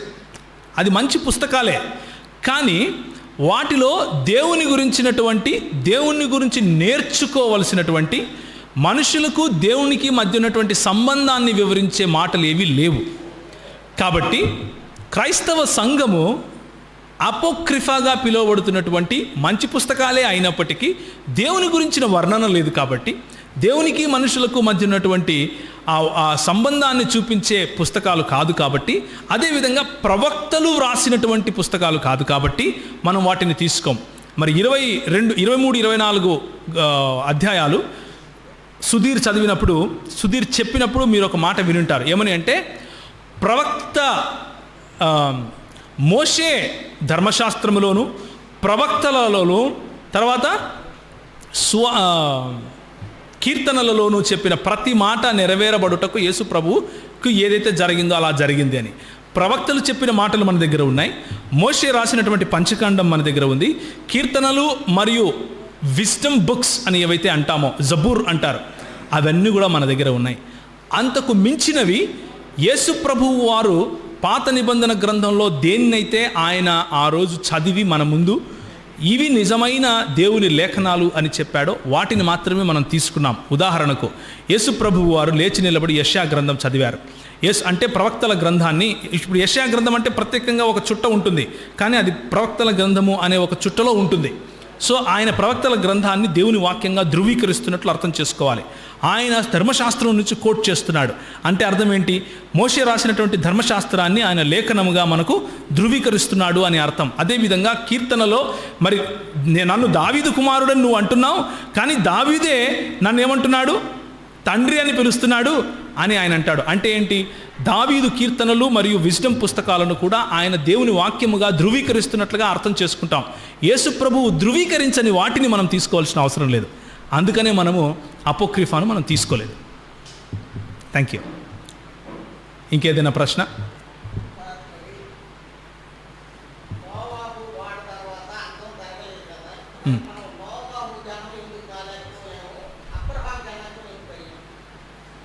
ఓకే. నోవహు సమయంలో మొత్తం ప్రపంచం అంతం అయిపోలేదు కదా. నోవహు కూడా నీతిమంతుడే. నోవహు కూడా నీతిమంతుడైనప్పుడు మనం నోవహు సంతానం కాకుండా అబ్రహాము సంతానంగా ఎందుకు పిలువబడ్డాము అన్నదే ప్రశ్న. ఎందుకు పిలువబడ్డాము అని మనం అంటున్నాము అంటే, నిజానికి మనం నోవహుకు సంబంధించిన వారంగా కూడా పిలువబడుతున్నాం. ఎందుకు అంటే మనం అందరు ప్రవక్తలకు సంబంధించిన వాళ్ళం. నోవహుకు ముందున్నటువంటి ప్రవక్తలకు సంబంధించిన వాళ్ళమే ఆదాము పిల్లలుగా మనం పిలువబడుతున్నాం. నోవహుకు ముందున్నటువంటి దాన్ని ఏమంటారు, దేవునితో నడిచినటువంటి వాళ్ళు, చనిపోకుండా వెళ్ళిపోయినటువంటి వాళ్ళు ఉన్నారు, హనోకు మొదలగు వాళ్ళు. వారి మెల్కీసెదకు క్రమము చొప్పున ఉన్న వాళ్ళముగా ఆయనను అనుసరించే వాళ్ళంగా కూడా పిలువబడుతున్నాం. అదేవిధంగా అందరూ ప్రవక్తలను అనుసరించే వాళ్ళంగా కూడా పిలువబడుతున్నాం. అయితే అబ్రహాము అని ప్రత్యేకంగా ఎందుకు పిలువబడుతున్నాము అంటే, దేవుడే స్వయంగా తన్ను తాను ఎవరయ్యా నువ్వు అని అడిగితే నేను అబ్రహాము, ఇస్సాకు, యాకోబుల దేవుణ్ణి అని చెప్పుకున్నాడు. కాబట్టి విశ్వాసము అన్నదానికి కర్త, లేకపోతే విశ్వాసము అన్నదానికి కర్త దేవుడు, లేకపోతే యేసు ప్రభువే కర్తయు కొనసాగించువాడు అయితే మొట్టమొదటిసారి ఆ విశ్వాసమును పరీక్షించగా నెగ్గినవాడు అబ్రహాం. కాబట్టి విశ్వాసులమైన మనము మన విశ్వాస తండ్రి అబ్రహాము అని దేవుని వాక్యం చెబుతా ఉంది. కాబట్టి మనము అనుసరిస్తున్నాం. దేవుని వాక్యము ఎక్కడైతే చెబుతుందో అక్కడ మనం దాన్ని అంగీకరిస్తాం. దేవుని వాక్యం ఎక్కడ చెప్పదో అక్కడ మనం దాన్ని అంగీకరించాల్సిన అవసరత మనకు లేదు. చెప్పండి, అడగండి. కరెక్ట్. ఎవరికి?